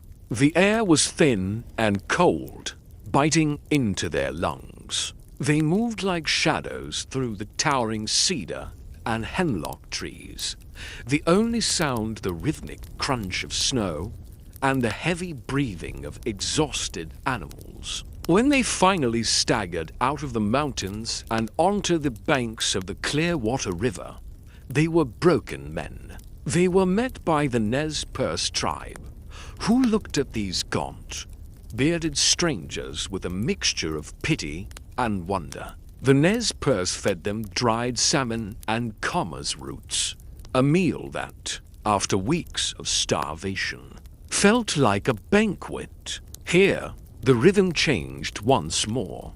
They left the horses behind and built new canoes. For the first time in over a year, the current was with them. They were moving downhill toward the Pacific. They swept down the Clearwater into the Snake River and finally into the mighty Columbia. The river was massive, a mile wide in places, choked with salmon so thick the men could almost walk across their backs. The air began to change. The sharp, dry scent of the mountains was replaced by a heavy, misty moisture. They could smell the salt long before they saw the breakers. The fog rolled in, thick and gray, swallowing the riverbanks. And then, on November 7th, 1805, Clark scrawled those famous, misspelled words in his journal, Ocean in View. Oh, the joy! They had reached the edge of the world.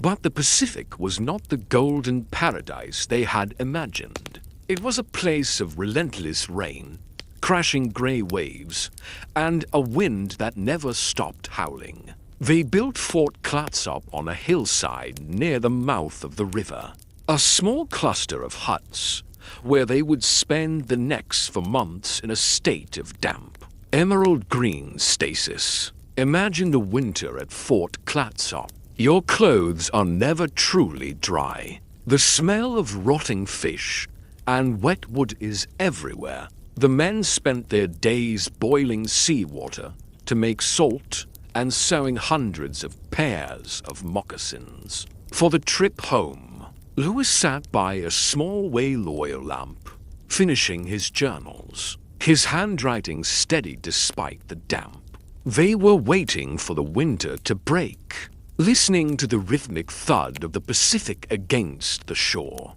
a sound like the heartbeat of the earth. We have reached the far shore of our journey tonight. The fire is burning low, and the mist is thick around the camp. But the road home still lies ahead, through the mountains and back down the long, winding Missouri. The winter at Fort Clatsop was a test of a different kind, not of muscle or bravery, but of the spirit.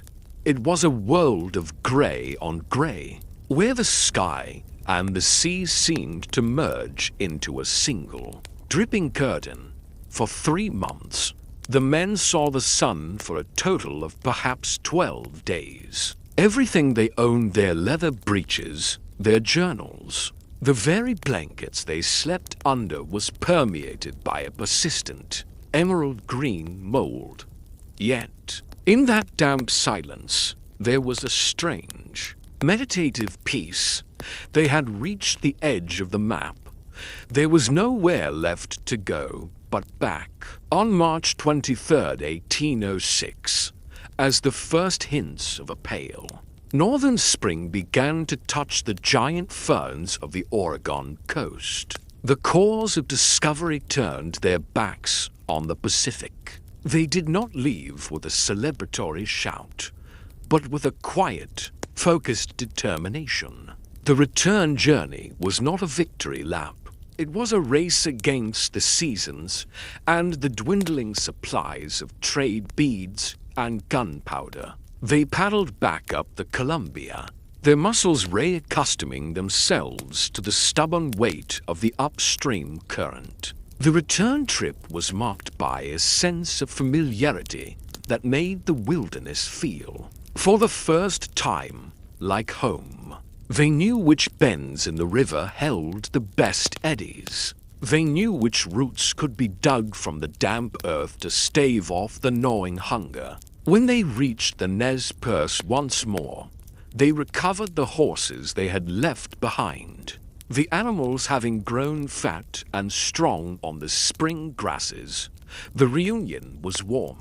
A meeting of friends, rather than strangers, as they waited for the deep snows of the Bitterroot Mountains to melt, enough to allow passage. Imagine the patience required in those weeks of waiting. The men sat on the banks of the Clearwater, watching the high peaks. Each morning, they would look to the summits to see if the white line of the snow had receded. They spent their days in quiet industry clerk tending to the sick among the local tribes with his limited medical chest, and Lewis documenting the intricate details of the mountain jay and the camas lily. It was a slow, rhythmic existence, dictated entirely by the temperature of the air and the height of the sun. When they finally tackled the mountains in June, the snow was still there 10 feet deep in places, but it was packed hard enough to support the weight of the horses. They moved over the white crust in a blinding glare of sunlight, the air so cold it turned their breath into fleeting ghosts. They moved quickly now, driven by a primal pull toward the east. When they reached the three forks of the Missouri, the expedition split briefly, Lewis taking a group to explore the Marias River to the north, and Clark leading a group down the Yellowstone to the south. Lewis's journey north led to the only violent encounter of the entire 2-year expedition.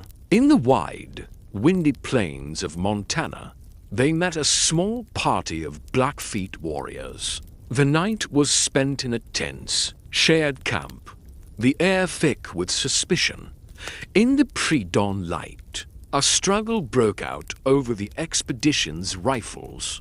2 Blackfeet men were killed in the brief, chaotic skirmish. Lewis and his men fled on horseback, riding for nearly 100 miles without rest. The rhythmic thud of hooves against the dry earth, the only sound in the vast, terrifying silence of the plains. Meanwhile, Clark was drifting down the Yellowstone, a river of spectacular beauty, where the golden eagle soared over red-walled canyons. He carved his name into a massive sandstone formation known as Pompey's Pillar, the only physical trace of the expedition that remains on the landscape today. It was a quiet act of marking time.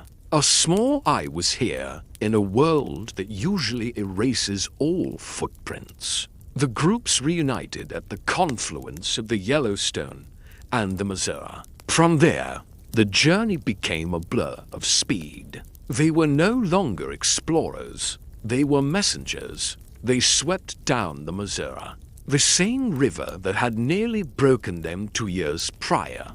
Now, they were masters of its moods. They passed the Mandan villages, saying a quiet goodbye to Sacagawea and her family, who remained behind in the world they knew. As they neared St. Louis in September of 1806, they began to encounter trading boats coming up from the south. The people on those boats looked at the cause with disbelief. The world had long ago given them up for dead. The men of the expedition, with their long hair, buckskin clothes, and skin tanned to the color of old cedar, looked more like the wilderness than the civilization they were returning to. On September 23, 1806, the boats pulled into the docks at St. Louis. The entire town gathered at the water's edge, a low murmur of wonder rising from the crowd. The men stepped onto the wooden piers, their legs feeling strange and heavy on the unmoving land. They had traveled 8,000 miles. They had seen the Great Falls, the spine of the Rockies, and the infinite horizon of the Pacific.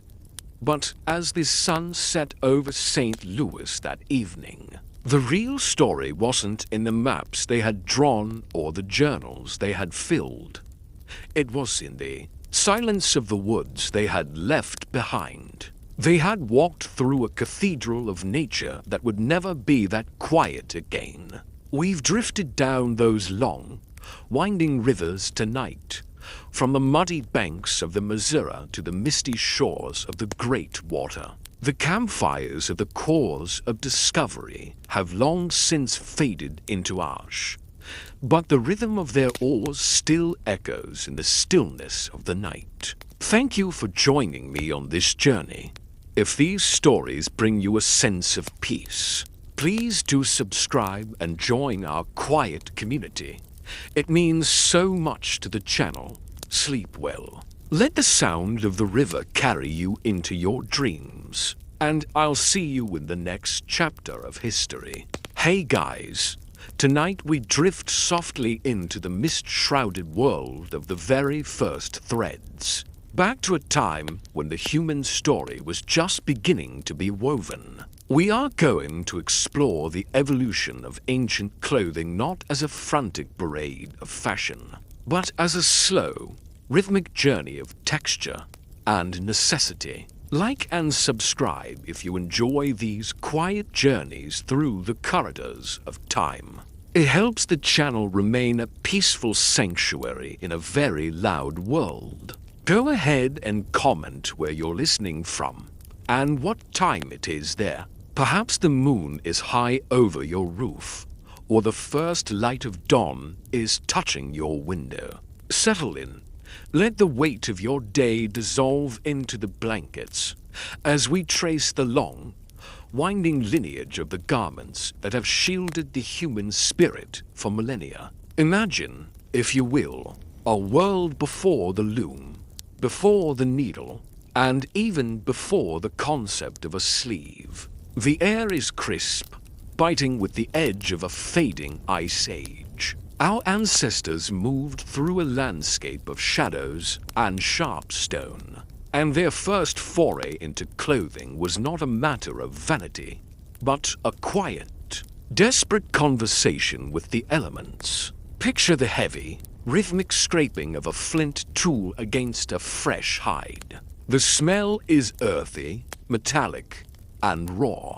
In these earliest days, clothing was simply a second skin, borrowed from the creatures who shared the tundra. It was heavy, stiff, and likely smelled of wood smoke and animal fat. But as the fire crackled in the mouth of a cave, the tactile world began to change. Someone, perhaps tired of the bulk of raw skin, discovered that by soaking, stretching, and beating these hides, they could create something suppler material that didn't just sit on the body, but moved with it.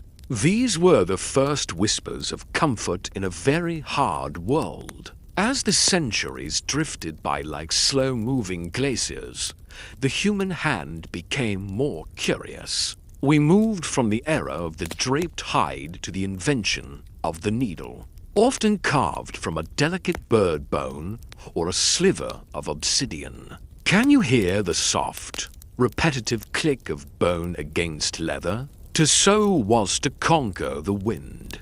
By joining two pieces of skin together, we created the first pockets of warmth, the first barriers against the creeping frost. It was a slow, meditative process, sitting by a low flame, pulling sinew through punched holes. There was no rush. Time in the ancient world was measured by the seasons and the slow wearing down of a stone tool. Then, as the world began to warm, and the great ice sheets retreated. A new texture entered the human consciousness, the fiber. In the lush, humid valleys of what we now call the Middle East, the first farmers noticed the long, shimmering stalks of the flax plant. If you've ever walked through a field of flax, you know the sound it makes a dry, papery rustle in the breeze. They discovered that within these stalks lay a secret, a fiber that was strong, cool, and remarkably light. This was the birth of linen, but the process was anything but fast. To create a single tunic, one had to soak the flax in water until the outer husks rotted away a pungent, earthy process known as retting. Imagine the smell of damp earth and fermentation hanging over a village pond. Then came the drying, the beating, and the combing, until finally, a bundle of silver-grey fluff remained, ready for the spindle. In the cradle of civilization, between the Tigris and the Euphrates, the Sumerians began to dress themselves in the bounty of the land. But they didn't start with the fine linens of later eras. No, they began with something much more tactile, the conics. Picture a wraparound skirt made of long, shaggy tufts of wool, designed to mimic the fleece of a sheep.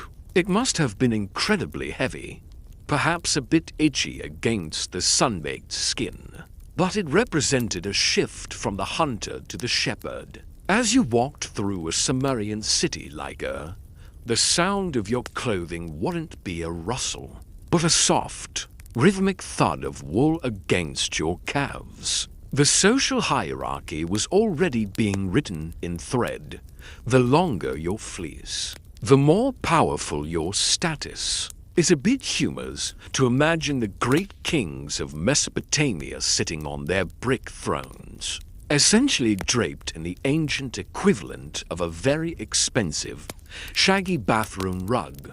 But to them, it was the height of majesty. As the sun rises higher over the ancient world, we drift toward the Nile, where the Egyptians were perfecting the art of the ethereal. In Egypt, clothing was a rebellion against the heat, while the rest of the world was still grappling with heavy wools and stiff leathers. The Egyptians turned linen into a medium of light. Imagine the sensation of a linen loincloth, the shenty so fine, it felt like a breath of air against the skin. The Egyptians loved white. To them, white was the color of purity, a reflection of the blinding sun on the limestone pyramids. They used natron to bleach their fabrics until they glowed. When you walked through the streets of Thebes, the visual effect would have been one of shimmering ghosts.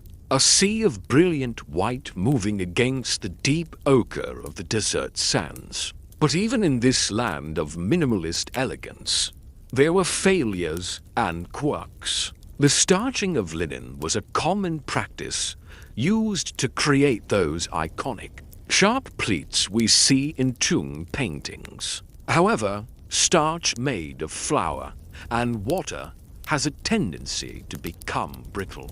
One can only imagine a high-ranking official sitting down at a banquet, only to have his perfectly pleated skirt crack or lose its shape in the humidity of the evening. And then there were the cones of scented fat worn atop the head. As the evening progressed, the fat would slowly melt, dripping down the linen garments. To the Egyptians, this was a sensory delight, a way to stay fragrant and cool. To a modern ear, it sounds like a laundry nightmare, slow-motion disaster of oil stains on pristine white cloth. Yet, they moved with a grace that suggested they didn't mind the mess, as long as the scent of blue lotus filled the air. Meanwhile, across the vast, rolling plains of Central Asia, a different kind of thread was being spun in total secrecy.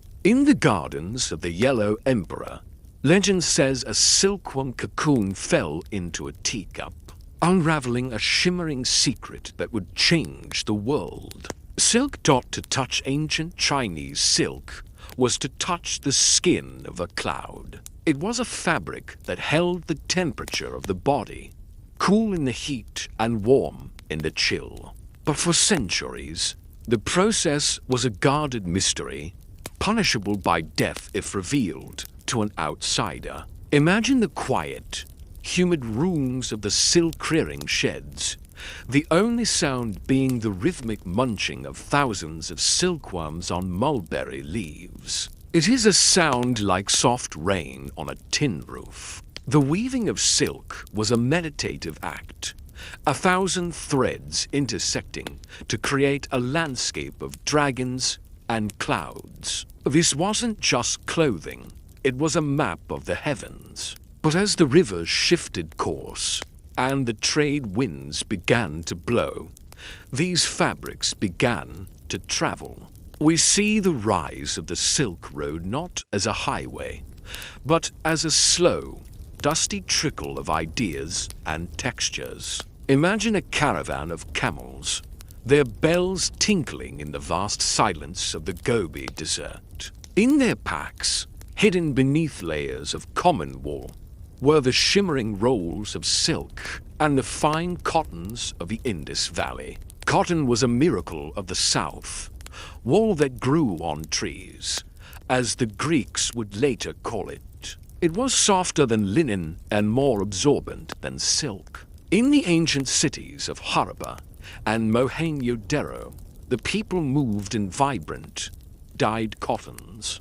They had mastered the art of the madder root and the indigo plant, turning the dull grays of natural fiber into deep reds and haunting blues. The smell of an ancient dye works was unmistakably sharp, ammonia-heavy scent that clung to the walls and the skin of the workers. But the result was a visual explosion. For the first time, clothing wasn't just about protection, it was about expression. In the markets of the Indus, you could tell where a person came from by the pattern of their weave or the specific shade of their indigo. It was a language of the eyes, spoken in the drape of a shawl and the tie of a sash. As we move toward the Mediterranean, we find the Greeks, who treated clothing like architecture. To a Greek, a garment wasn't something you wore so much as something you constructed on your body every morning.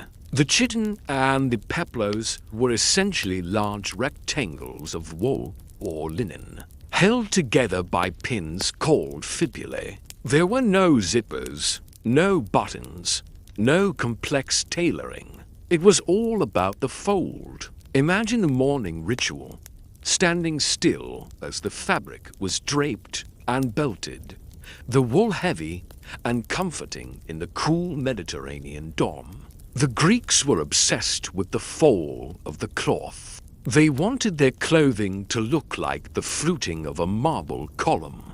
Of course, this meant that a sudden gust of wind or a poorly placed pin could lead to a significant fashion failure. The subtle sarcasm of the Greek playwrights often poked fun at the vanity of those whose drapes weren't quite symmetrical. And then there was the wool.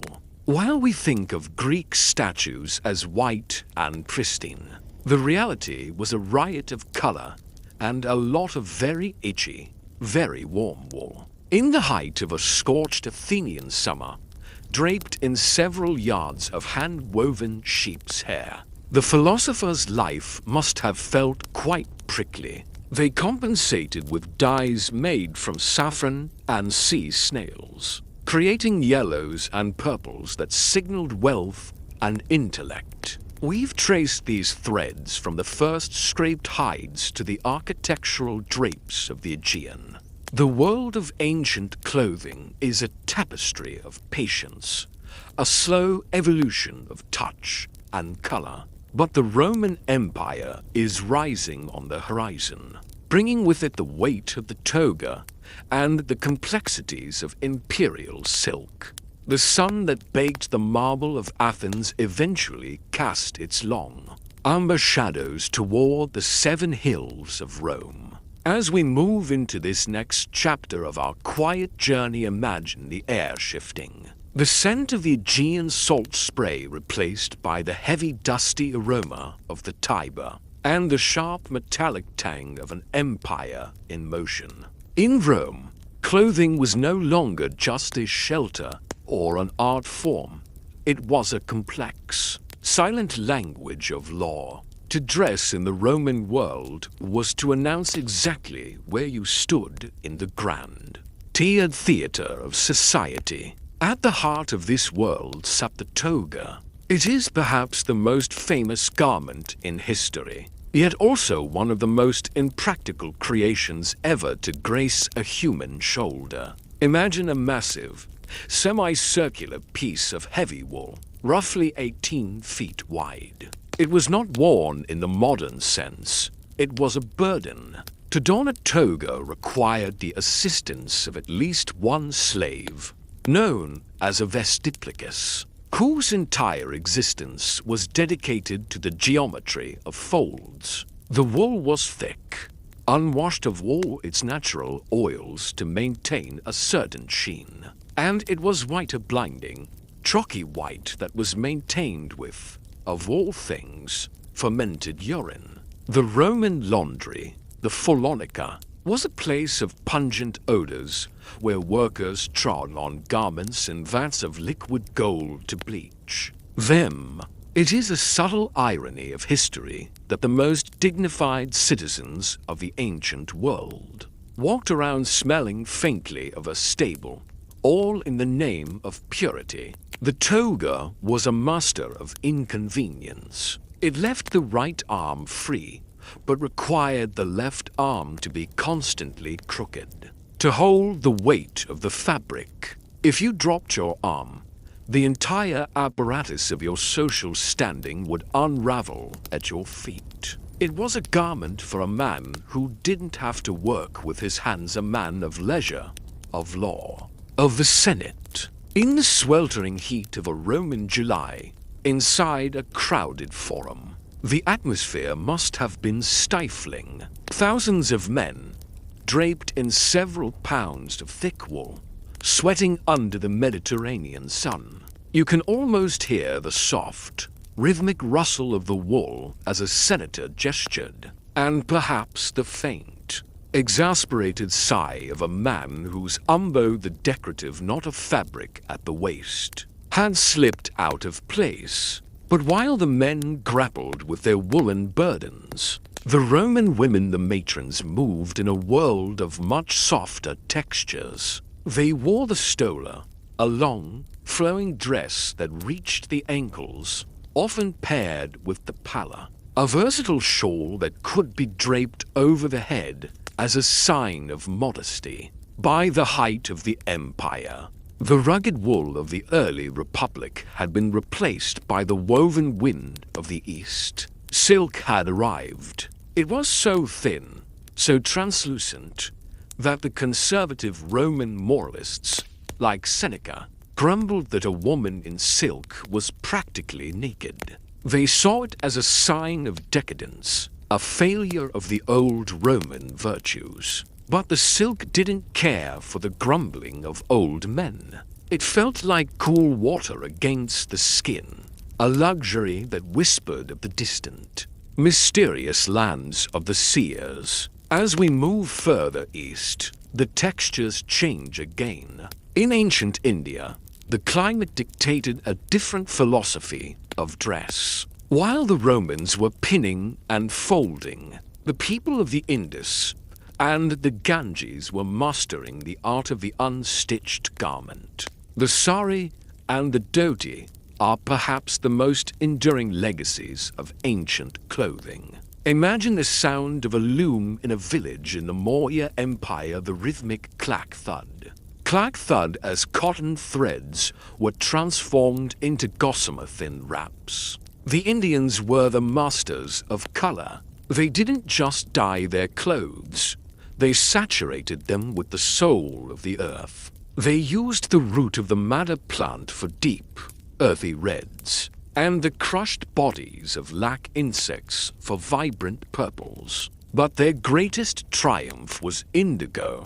To create indigo dye, the leaves were fermented in large vats, producing a scent that was sweet and slightly rotting. But when the cloth emerged from the dark liquid and hit the air, a miracle happened. It turned from a dull green to a deep, haunting blue, the color of the sky at dusk. Walking through an ancient Indian city, you would see a kaleidoscope of drapes, each fold reflecting a different shade of the landscape.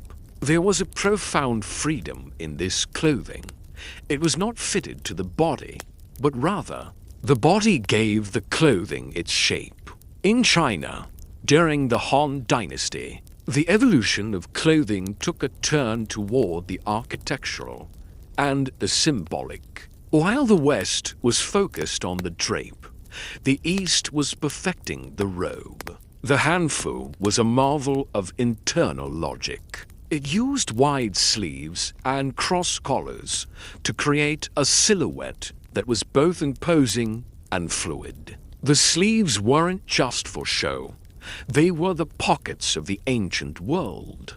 A scholar could carry his scrolls, his brush, and his inkstone all within the deep, silken folds of his arms. The colors in China were governed by the 5 elements. The emperor might wear yellow, the color of the earth and the center of the world, while others were restricted to greens, reds, or blacks, depending on their rank and the season. The silk was often embroidered with intricate stories, clouds that promised rain, dragons that symbolized power, and phoenixes that spoke of rebirth. To wear a Chinese robe was to wear a prayer.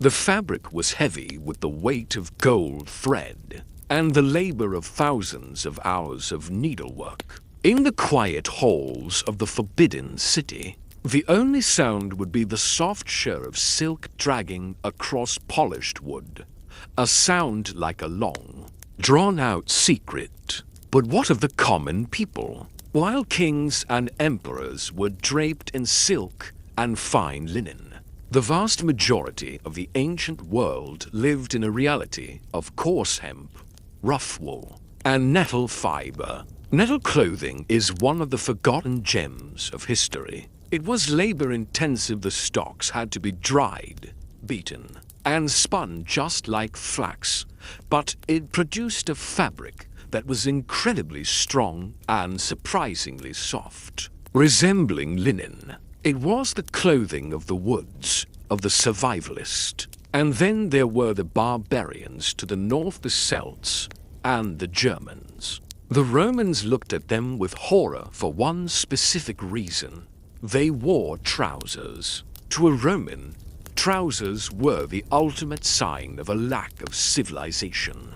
They called them briquet, but for a man riding a horse through the damp, freezing forests of Gaul or the boggy marshes of Germania, a toga would have been a death sentence.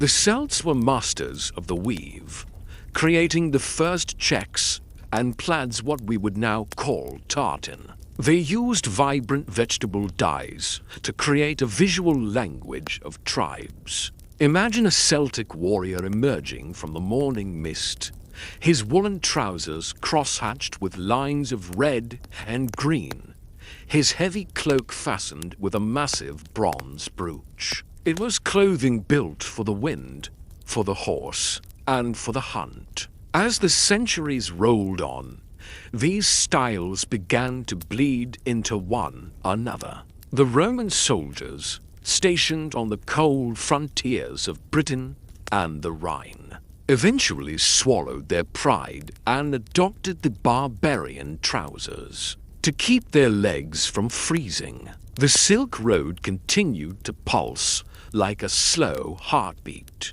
bringing the patterns of Persia to the markets of Rome, and the glass of the Mediterranean to the palaces of the Hom.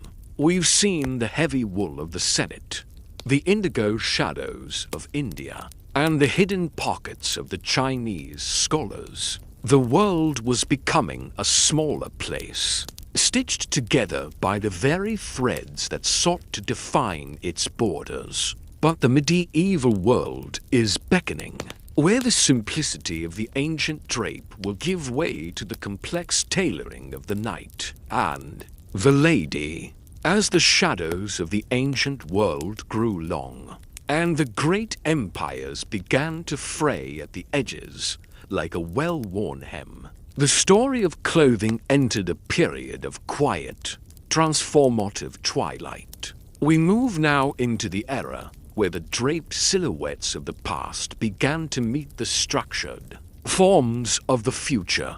The air feels cooler here, smelling of damp stone, pine forests, and the wood smoke of 1,000 hearths flickering across a changing Europe and a sophisticated East. In the final centuries of the Roman West, the grand, cumbersome toga had mostly retreated into the stone halls of ceremony. The everyday citizen had moved toward the tunical, simpler, more practical garment that allowed for movement. But as the Roman grip loosened, the influence of the East and the North began to stitch a new tapestry. Imagine the bustling markets of Byzantium, the city that would become Constantinople. Here, the clothing was a riot of color and texture that would have made an early Roman republican faint. The Byzantines inherited the Roman love for status, but added a layer of Eastern opulence. They moved away from the simple drape and toward the heavy, stiffened fabric of the dalmatic. These were robes of state, encrusted with so much embroidery and so many pearls that the fabric could almost stand up on its own. If you walked through the Hagia Sophia during a royal procession, you wouldn't hear the soft rustle of linen. You would hear the rhythmic clack and clink of thousands of tiny gems and gold threads hitting one another. The clothing had become an icon, a stiff, shimmering cage of silk that transformed the human body into a vessel of divine power. But while the elites of Byzantium were cocooning themselves in gold, a very different evolution was happening in the forests of the north. The Germanic and Viking tribes were perfecting the art of the functional. For them, clothing was a matter of survival in a landscape of biting sleet and grey seas. They were the masters of wool and leather. Imagine a Viking woman sitting by the loom in a longhouse the air thick, with the smell of tallow lamps and damp earth. She was weaving wadmal, a coarse, dense wool that was so tightly packed it was virtually waterproof. The Vikings were also fond of detail. They didn't just wear tunics.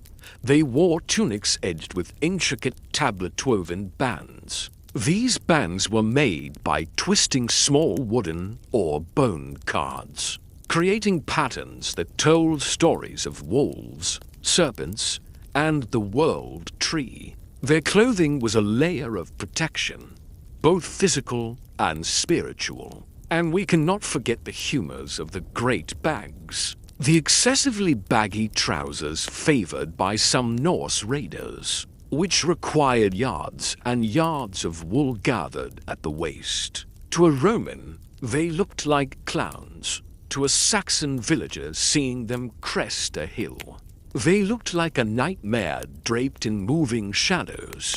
Meanwhile, along the southern shores of the Mediterranean, the rise of the Islamic caliphates brought a new philosophy of fabric.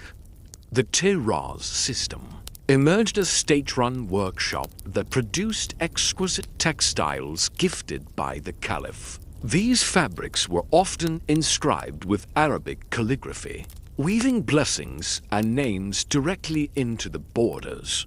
It was a world of Kila, the robe of honor. In the heat of Baghdad or Cordoba, the clothing was designed to be a private architecture of cooling layers. They introduced the world to muslin, named after the city of Mosul, and damask, from Damascus. These were fabrics so light they felt like a second thought, yet so strong they could endure years of wear.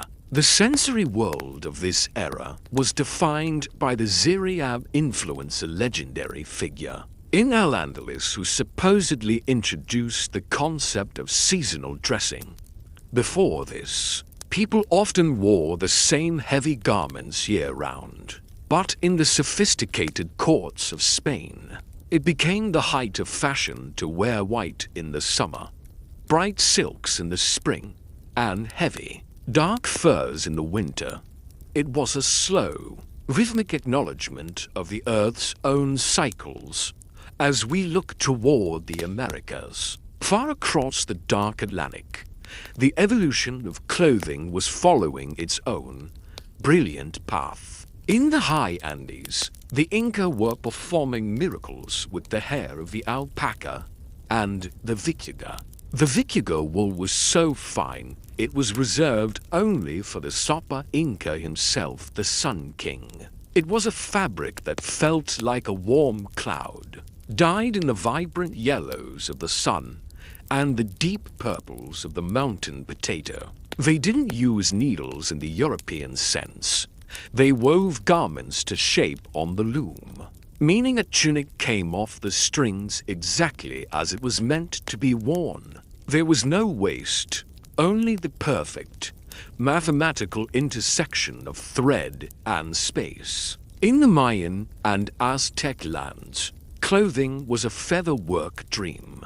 They wove the brilliant, iridescent feathers of the quetzal bird into capes that shimmered with every movement. Imagine a marketplace in Tenochtitlan, the sound of 1,000 people bartering, the smell of roasting cacao, and the visual feast of feather cloaks that changed color as the sun moved across the sky. To wear feathers was to connect the earth to the heavens, a bridge made of light and air. We've wandered far tonight, from the first bone needle in a cold cave to the gold-encrusted robes of emperors and the feather cloaks of the sun gods. We have seen how a single thread can hold the weight of an entire civilization, and how the simple act of weaving is, in itself, a way of keeping the world together. As the candle flickers low, and the fire turns to embers, we reflect on these ancient paths. We are all part of this long, continuous thread. The very fabric you are tucked under tonight carries the ghost of the looms of Egypt, the dyes of India, and the wools of the North. The history of clothing is the history of our touch, how we have reached out to the world and tried to make it a little softer, a little warmer, a little more beautiful. Thank you for wandering through these ancient wardrobes with me tonight. If these journeys into the past bring you a sense of quiet wonder, please do subscribe and join our community of night travelers. It's a small gesture, but it helps this channel remain a calm harbor. In the storm, sleep well. Let the rhythm of the loom guide your dreams. And I'll see you in the next chapter of history.